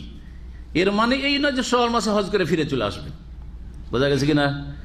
এর মানে এই না যে জিলকাদ মাসে হজ করে চলে আসবেন। হ্যাঁ, এর মানে হচ্ছে যে শাওয়াল জিলকাদের মধ্যে হজের নিয়ত করতে পারবেন বা হজের ইহরাম বেঁধে চলে যেতে পারবেন। কেউ যদি মনে করে যে আমি আগে থেকে হজে কেরান করব, নিজের জুলুম চালাবে, কারণ কিছু কিছু মযহাবে হজে কেরান হচ্ছে উত্তম, হজে কেরান হচ্ছে উত্তম। হজে কেরান যদি উত্তম হয় তাহলে তার তো 12টা বেজে যাবে। কি ওই যে এহরাম বাঁধবে, এহরাম হচ্ছে শাওয়াল মাসে কেউ যদি এহরাম বেঁধে নেয়, গোটা শাওয়াল গেল, জিলকাদ গেল, 2 মাস গেল, আর জিলহজ মাসের 10 তারিখে কাজ কাম সেরে তারপরে কি করবে? এহরাম খুলবে। ঠিক কিনা? কত কষ্টের ব্যাপার। এই জন্য সঠিক মতে কোন হজ বেশি উত্তম? যেটা সহজ, যেটা কারো দিন হচ্ছে সহজ, হজে তামাত্তু। হজের মৌসুমে এক গুলিতে 2 শিকারও হয়ে গেল, হজও হয়ে গেল, উমরাও হয়ে গেল, আর মাঝখানে হালাল হয়েও থাকতে পারলেন। তাহলে এই আয়াতের অর্থ হচ্ছে আল হাজ্জু আশহুরুম মালুমাত, এই যে 2 মাস 10 দিনের মধ্যে হজ করা যেতে পারে। মানে শাওয়াল মাসে ধরেন উমরা করে নিলেন, শাওয়াল মাসে কি করলেন? উমরা করলেন। এমন কি প্রথম শাওয়াল থেকে বলি, ঈদের দিন গিয়ে ঈদুল ফিতরের দিনে একটা উমরা করে নিয়েছেন, আর উমরা করে আর দাম্মাম ফিরে আসলেন না, বাড়ি ফিরে আসলেন না, ওখানে মক্কাতেই থেকে গেলেন। আর তারপর সেই বছরই জিলহজ মাসে 8 তারিখে আপনি কি করলেন? হজের এহরাম বেঁধে নিলেন। বোঝা গেছে কিনা? হজের এহরাম বেঁধেন, আপনি এখন হজে এফরাদ করলেন না তামাত্তু করলেন? তামাত্তু। কারণ হজের মাসে কি হয়েছে, পহিলা শাওয়াল হজের মাস শুরু হয়ে গেছে, হজের মাসে আপনার উমরা হয়ে গেছে। এই উমরা গিয়ে কানেক্ট হয়ে গেছে কিসের সাথে, আপনার ওই 8 তারিখে যে হজের এহরাম বাঁধলেন তার সাথে। সুতরাং কি হয়ে গেছে, হজে তামাত্তু হয়ে গেছে। এটি হচ্ছে আয়াতের তাফসীর, আল হজ্জ আশহুর মালুমাত। এর আরেকটা দিক বলি, কেউ যদি 10 তারিখের ফজর হওয়ার পরে 10 তারিখের সকাল সূর্য ওঠার পরে কেউ যদি আরাফায় পৌঁছে আর বলে লব্বাইক আল্লাহুম্মা লব্বাইক, আমি ইহরাম বেঁধেছি হজ করব, আর তারপরে 10 তারিখের দিনে এসে মেনায় সব কাজগুলি করলো, হবে হজ? হবে? হবে না। কারণ বললাম যে 10 তারিখের রাতের যে ফজর, 9 তারিখ আরাফার দিন শেষ হওয়ার পরে যে রাতটা রয়েছে, আগের রাত, তাই না? তো 10 তারিখের রাতের ফজর হয়ে গেলে আর এহরাম বাঁধা চলবে না। তবে ফজরের আগে যদি 1 মিনিটের জন্য আরাফায় হাজির হয়ে যেতে পারে, তো নবী মুহাম্মদ রাসূলুল্লাহ সাল্লাল্লাহু আলাইহি ওয়াসাল্লাম বলেছেন, আল হাজ্জু আরাফাতা, আরাফায় অবস্থানের নামই হচ্ছে হজ। আরাফায় যদি কেউ 1 মুহূর্তের জন্য একটু অবস্থান করে নিতে পারে, আর তার শেষ সময় হচ্ছে এই 10ই জিলহজের রাতের কোনো এক সময় ফজরের আজানের আগে আগে, তাহলে ফাকাদ তাম্মা হাজ্জুহু ওয়া কাযা তাফাসাহু, তার হজ সম্পূর্ণ হয়ে গেল এবং তার প্রয়োজন পুরা করে ফেলল। চলেন, মহান আল্লাহ বলছেন যে হজের জানাশোনা মাস রয়েছে, তাহলে শুরু শেষ দুটো বুঝিয়ে দিলাম। ফামান ফারাদা ফিহিন্নাল হাজ্জা, সুতরাং কেউ যদি এই দিনগুলিতে বা এই যে 2 মাস 10 দিন রয়েছে এর মাঝে হজকে নিজের ওপর বিধিবদ্ধ করে নেই, মানে হজের সংকল্প করে নেই, হজের নিয়ত বেঁধে নিয়েছে, মানে এহরামে ঢুকে গেছে, ফালা রাফাসা, তাহলে এহরাম অবস্থায় কোনো যৌনাচার চলবে না। রাফাস মানে যৌন আচরণ করা, যৌন সম্পর্কীয় কোনো কথা, স্ত্রীর সাথে, স্ত্রীকে সাথে নিয়েছেন আর এহরাম বেঁধে আছেন আর খুব আমোদ ফুর্তি মজাক করছেন, রহস্য করছেন, আর একটু হাতে হাত দিচ্ছেন তো হাতটা টিপে, না না না, ওটাও চলবে না। প্রাথমিক যেটা পর্যায় হতে পারে যৌনাচারের, সেটাও নিষিদ্ধ। কিসের অবস্থায়? এহরাম অবস্থায়। হজের অবস্থায় মানে এহরাম অবস্থায়। তবে আর একটা মশলা জানেন, কারণ অনেক হাজিরা পেরেশান থাকে, জিজ্ঞাসা না করে জানকে কষ্ট দেয়। যুবক হাজি স্বামী স্ত্রী হজ করতে এসছে আর ভাবছে হজের সফর এসে আবার স্বামী স্ত্রী মিলন করা যায়, চলে এসছে মাসখানেক আগে, উমরা করে বসে আছে, 1 মাস ধরে বা 20 দিন ধরে আছে, স্বামী স্ত্রী কেউ কারো কাছে যায় না। কেন?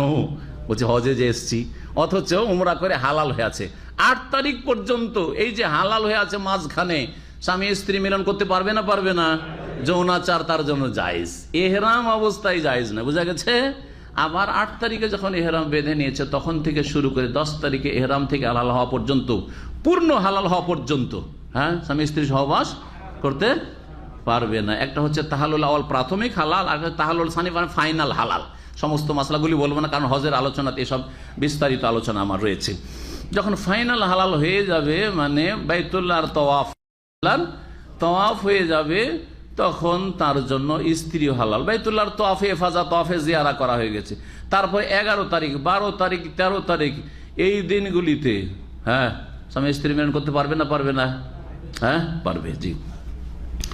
তো বলছেন যে ফামান ফারাদা ফিহিন্নাল হাজ্জা, যারা নিজেদের এই দিনগুলিতে নিজেদের ওপর হজকে ফরজ করে নেবে, মানে বিধিবদ্ধ করে নেবে বা সংকল্প করে নেবে, ফালা রাফাসা, যৌনাচার চলবে না, ওয়ালা ফুসুকা, আর কোনো অন্যায় কথা কাজ, গোনা পাপের কথা কাজ চলবে। ফাসিকি মানে আল্লাহ এবং রাসূল সাল্লাল্লাহু আলাইহি ওয়াসাল্লামের বিরুদ্ধাচরণ করা।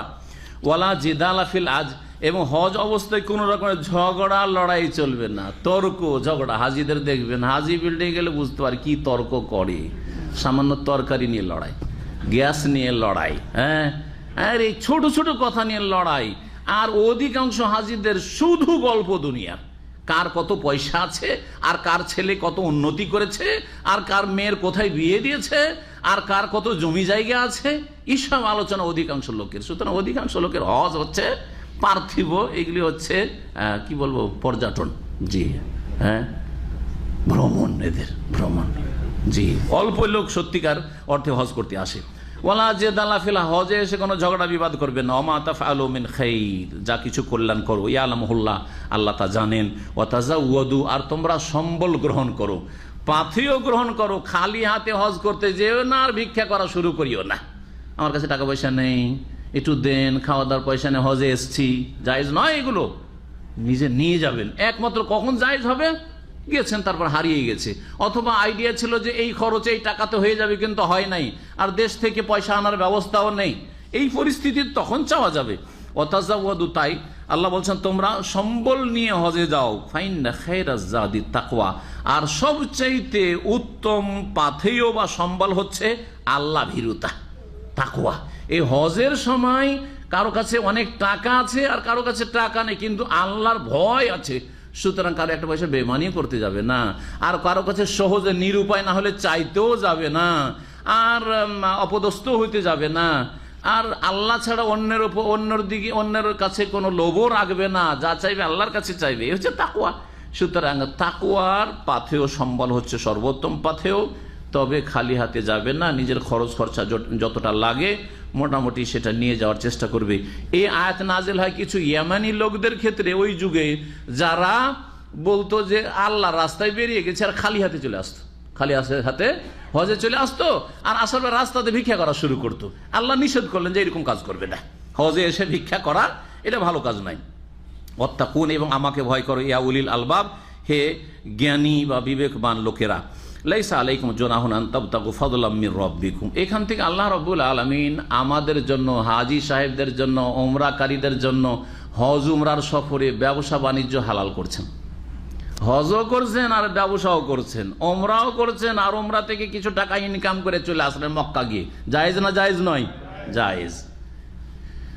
যেই সময় কিছু লোকেরা আপত্তি তুলেছিল যে এটা কেমন কথা, আল্লাহর জন্য হজ করতে এসেছি আর উমরা করতে আসি, এখানে এসে ব্যবসা করব, তাহলে তো দুনিয়াদারি হয়ে যাবে, হ্যাঁ, না না না, করা যাবে না। তখন আল্লাহ বলছেন না, তোমাদের ধারণা ভুল। সুতরাং হজের অবস্থায় যদি মেনাতে কিছু ইনকাম করে নিয়ে টাকা পয়সা, হালাল রুজি, ব্যবসা করলেন আপনি, আরাফাতে কিছু ইনকাম করে নিলেন, আপনি মুজদালিফায় করে নিলেন, অথবা মক্কাতে করে নিলেন, কেউ মিসওয়াক বিক্রি করছে, কেউ আর কিছু আতর বিক্রি করছে, কেউ আর কিছু করছে, জায়েজ হইলি হলো আপনার জন্য, ব্যবসা করা আপনার জন্য জায়েজ হইলি হলো।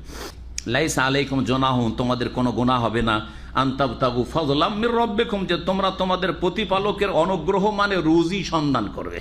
হজও করছো আর কিছু রুজিও সন্ধান করছো। ফাইজা আফাদতুম মিন আরাফাত, অতঃপর যখন তোমরা আরাফা থেকে প্রত্যাবর্তন করবে, আরাফা থেকে কি করবে? ফিরবে। আরাফা থেকে কখন ফিরবেন? 9 তারিখের সূর্য ডুবিয়ে দেওয়ার পরে ফিরবেন। কোথায় ফিরবেন? মুজদালিফায় ফিরবেন, যে মুজদালিফার দ্বিতীয় নাম হচ্ছে কোরআনে মাশআরুল হারাম। বলছেন যে যখন তোমরা আরাফা থেকে প্রত্যাবর্তন করবে, আরাফা শব্দটি এক বচন আরাফাতও এসছে, আর আরাফাতিন নাকেরা তানবিন হয়েছে, আর আল হাজ্জু আরাফাও হয়েছে এক বচন করে। তখন তোমরা আল্লাহর জিকির আজকার করবে ইনদাল মাশআরিল হারাম, মাশআরে হারাম মানে মুজদালিফায়, মাশআরে হারামের কাছে, যেখানে মুজদালিফার মসজিদ আছে, আর ওটা হচ্ছে হারামের শেষ এলাকা, সেই জন্য একে মাশআরে হারাম বলা হয়েছে। আরাফা হচ্ছে হুদুদে হারামের বাইরে, আরাফা হচ্ছে হারাম এলাকার বাইরে, কিন্তু মুজদালিফা হচ্ছে হারাম এলাকার ভিতরে, যেমন মিনা হচ্ছে হারাম এলাকার ভিতরে, এই জন্যই মুজদালিফার নাম হচ্ছে মাশআরে হারাম। তো মাশআরে হারামে আল্লাহর জিকির আজকার করবে। এই আল্লাহর জিকির আজকার, আল্লাহকে স্মরণ করবে, এর বাস্তবায়ন হবে এইভাবে, সেটা হচ্ছে এখানে এসে মাগরিব এশা জমা করবেন, 1 আজান 2 একামতে, মাগরিব 3 রাকাত, এশা হচ্ছে কসর 2 রাকাত, আর তারপরে শুয়ে যাবেন, ফজরের সময় জাগবেন। রাতে তাহাজ্জুদ পড়া নবী সাল্লাল্লাহু আলাইহি ওয়াসাল্লামের সুন্নত নয়, তবে কেউ পড়তে পারে, কিন্তু সেটা সুন্নত নয় নবী করিম সাল্লাল্লাহু আলাইহি ওয়াসাল্লামের। আসল হচ্ছে সেখানে ঘুমিয়ে যাওয়া, আর ঘুম থেকে ফজরের সাথে উঠবেন, আর ফজর একেবারে শুভ সাদেক আউয়াল ওয়াক্তে ফজরে নামাজ পড়বেন, আর ফজরের সালাত আদায় করার পরে এখানে নবী করিম সাল্লাল্লাহু আলাইহি ওয়াসাল্লাম দোয়া করতে থেকেছেন দীর্ঘ সময় ধরে, হাত্তা আসফারা জিদ্দান, একেবারে ফর্সা করে দিয়েছেন, আর তারপর সেখান থেকে প্রস্থান করেছেন মেনার উদ্দেশ্যে। এই জিকির আজকার বোঝান, ফজরের পরে দোয়া কবুল হয় এই মুজদালিফাতে, সেটাকে বোঝানো হয়েছে ফাজকুরুল্লাহ ইনদাল মাশআরিল হারাম বলে, ওয়াজকুরুহু কামা হাদাকুম, এবং তাকেই স্মরণ করো যেমন তিনি তোমাদেরকে রাস্তা দেখিয়েছেন। ওয়াইন কুনতুম মিন ক্বাবলিহি লামিনাদ দাল্লিন, আর নিশ্চয়ই তোমরা এর পূর্বে পথভ্রষ্টদের অন্তর্ভুক্ত ছিলে। ওয়াইন কুনতুম মানে ওয়াইন্নাহু কুনতুম, এটা মুখাফফাফ, ইন মানে যদি নয়, ইন মানে এখানে যদি নয়, ইন্নাহু ছিল। আর কথা হচ্ছে যে তোমরা ইতিপূর্বে পথভ্রষ্টদের অন্তর্ভুক্ত ছিলে, কিন্তু আল্লাহ তোমাদেরকে রাস্তা দেখিয়েছেন, সুতরাং আল্লাহকে স্মরণ করো, আল্লাহর শুকরিয়া আদায় করো। সুম্মা আফিযু মিন হাইসু আফাযান নাস, অতঃপর তোমরা ফিরে আসো যেখান থেকে অন্য লোকেরা ফিরে আসে, কোরাইশ ছাড়া। রহস্য কি? রহস্য হচ্ছে যে জাহিলিয়াতের যুগে কোরাইশরাও হজ করত, আর বহিরাগত হাজিরা হজ করত। কোরাইশরা বলতো নাহনু আহলুল্লাহ, আমরা হচ্ছে আল্লাহর পরিবার। কার পরিবার? আল্লাহর পরিবার, কারণ আল্লাহর ঘরের আমরা প্রতিবেশী, সেই জন্য মক্কাবাসী, সেই জন্য ফালা নাখরুজু মিন হারামিল্লাহ, সুতরাং আল্লাহর হারামের বাইরে আমরা হজ করতে যাব না। ওরা হজ করতে গিয়ে মুজদালিফা থেকে ফিরে চলে আসতো। মুজদালিফা হচ্ছে শেষ গন্তব্য, ওখান থেকে তারা চলে আসতো, আরাফায় যেত না। পক্ষান্তরে বাইরে থেকে যারা হাজিরা হজ করতে আসতো ওদেরকে বলতো যে তোমাদেরকে আরাফা যেতে হবে, কারণ তোমরা বাইরের লোক, বাইরে থেকে এসেছো, সেই জন্য তোমাদেরকে অতিরিক্ত কিছু খাটনি করতে হবে। আল্লাহ বলছেন যে এই কোরাইশদের ধর্মটা হচ্ছে ভুল ধর্ম, ভ্রান্ত ধর্ম। কোরাইশরাই ভুল করেছে, অন্যরাই ঠিক করেছে। ইসলাম স্বীকৃতি দিল কারাকে?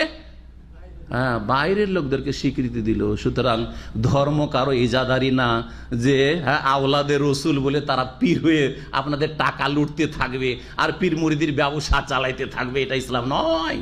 যার কাছে কোরআন সুন্নাহ আছে, যার কাছে দলিল আছে, সেটাই হচ্ছে হক। আওলাদে রসুলের কোনো মূল্য নেই যদি তৌহিদবিহীন হয়, আর শিরকে লিপ্ত হয়, আর সুন্নাহবিহীন হয়, আর বিদাতে লিপ্ত হয়। কথা বুঝছেন না? বুঝছেন না? আর পীর মুরিদি হচ্ছে শিরক আর বিদাতের সমষ্টি। সুতরাং এই আওলাদে রসুল দিয়ে ধোঁকা খেয়ে পীরের মুরিদ হতে যাবেন না।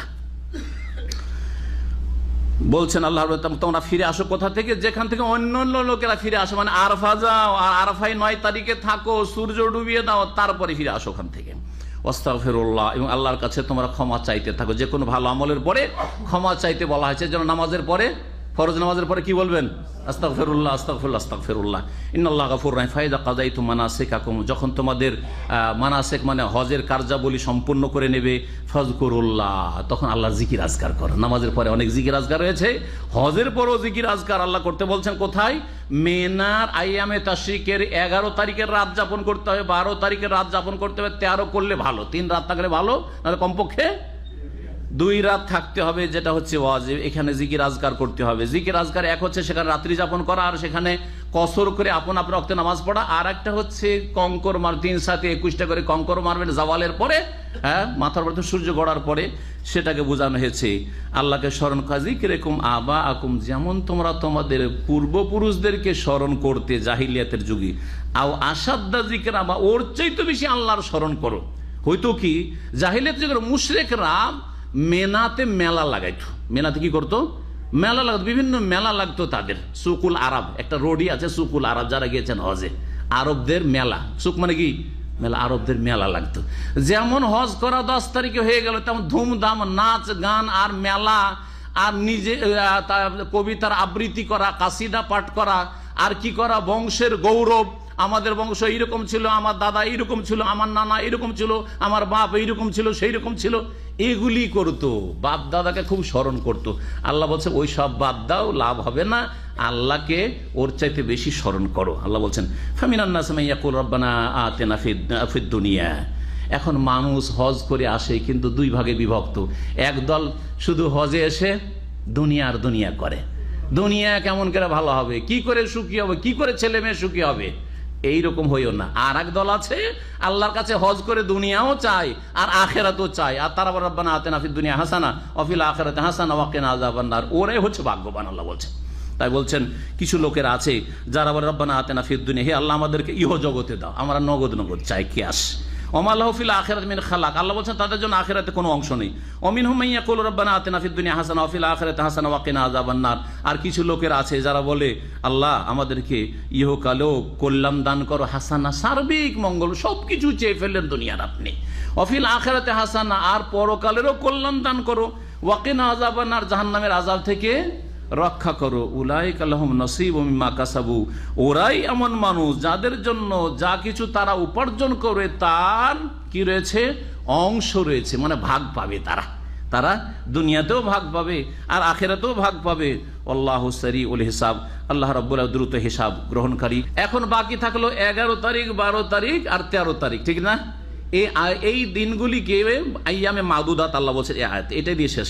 ওয়াজকুরুল্লাহ ফি আইয়ামে মাদুদাত, তোমরা এই গণনাকৃত কয়েকটি দিনে আল্লাহর জিকির আজকার করো। মানে আইয়ামে তাশরিক, আইয়ামে ইয়াউমুন নাহার হচ্ছে কুরবানির দিন 10 তারিখ, আর আইয়ামে মাদুদাত হচ্ছে 11, 12, 13 তারিখ। এই 4টি দিনই হচ্ছে কুরবানি করার দিন। যারা বলেছে 3 দিন কুরবানি, 12 তারিখে শেষ, 13 তারিখ কুরবানি নেই, সেই মযহাবটি হচ্ছে ভুল ফতোয়া। আর সহি ফতোয়া হচ্ছে যে কুরবানি 4 দিনই জায়েজ, তবে 10 তারিখে কুরবানি করা উত্তম। ফামান তাআজ্জালা ফি ইয়ামাইন, হাজী সাহেবদের মধ্যে কেউ যদি 2 দিনে তাড়াতাড়ি করে হজ শেষ করে চলে আসে, বা 11 তারিখে পাথর মারলো 3 × 7 = 21, 12 তারিখে 3 × 7 = 21, আর 12 তারিখে বিকেলবেলা হজ করে মেনা থেকে চলে আসলো, আর তফে বেদা করে বিদায় তফ করে চলে আসলো বাইরের লোক, আর মক্কার লোকেরা নিজের বাড়ি চলে গেল 12 তারিখে, কোনো অসুবিধা নেই। আল্লাহ বলছে ফালা ইসমালি, কোনো গুনাহ হবে না। ওয়ামান তাআখারা, আর কেউ যদি বিলম্ব করে যে না আমি আরো উত্তম হজ করব, 13 তারিখ পর্যন্ত থাকবো, লেট করব, আমি মিনাতে আরো 1 রাত কাটাবো, আল্লাহ বলছে ফালা ইসমালে, তাতেও কোনো গুনাহ হবে না। লেমানি তাকা, এটা ওই সব লোকদের জন্য যারা আল্লাহ ভীরু। যে যত বেশি ভালো কাজ করবে সেটা তার আল্লাহ ভীরুতার আরো অধিক প্রমাণ, এই কথা আল্লাহ বলছেন। সুতরাং নবী করিম সাল্লাল্লাহু আলাইহি সাল্লাম তার বিদায় হজে 13 তারিখ পর্যন্ত থেকেছেন। বিশেষ করে যারা ফার্স্ট হজ করছেন, ফরজ হজ আদায় করছেন, উত্তম হজ করার চেষ্টা করবেন। আপনার সাথী সঙ্গী কাফেলার লোকেরা সবাই চলে যাচ্ছে, আপনি থাকার চেষ্টা করেন, যদি আপনার বাস না চলে যায় যারা এখান থেকে যাচ্ছেন। আপনার যদি সাথী সঙ্গী চলে যায় আর একা থাকতে পারেন যে ওরা মক্কা গিয়ে থাকবে, আমি এখানে 13 তারিখ পর্যন্ত থেকে আসবো। কেউ গিয়ে মক্কাতে 1 লক্ষ রাকাত নামাজ পড়ার ফজিলত হারামে নিল, আর আপনি মেনাতেই থাকলেন 13 তারিখের বিকেল পর্যন্ত আর পাথর মারলেন, এটা আপনার জন্য তাদের চাইতে বেশি উত্তম হবে। মহান আল্লাহ বলছেন ওয়ালামু, আর জেনে রাখো, আন্নাকুম ইলাইহি তুহশারুন, তোমাদেরকে তার কাছেই একত্রিত করা হবে, সমবেত করা হবে। আল্লাহ রাব্বুল যেন তার কাছে জবাব দেওয়ার তৌফিক দান করেন এবং আমাদের হিসাব সহজ করেন, আমাদের হজ উমরা কবুল করেন, বেশি বেশি হজ করার তৌফিক দান করেন, উমরা করার তৌফিক দান করেন। আর যেসব ভাইয়েরা এখনো হজ করতে পারেননি, আল্লাহ যেন তাদেরকে হজ করতে তৌফিক দান করেন। যারা নতুন নতুন এসেছেন তাদেরকে আল্লাহ রাব্বুল আলামিন যেন রিজিকে বরকত দান করেন এবং সবার রিজিকে বরকত দান করেন। আর নতুন ভাইদেরকে হজ উমরা কমপ্লিট করার তৌফিক দান করেন, তাদের নিয়তে আল্লাহ বরকত দান করেন, রুজিতে আল্লাহ যেন বরকত দান করেন। সুবহান রাব্বিকা রব্বিল ইজ্জাতি আম্মা ইয়াসিফুন ওয়া সালামুল মুরসালিন, আলহামদুলিল্লাহ।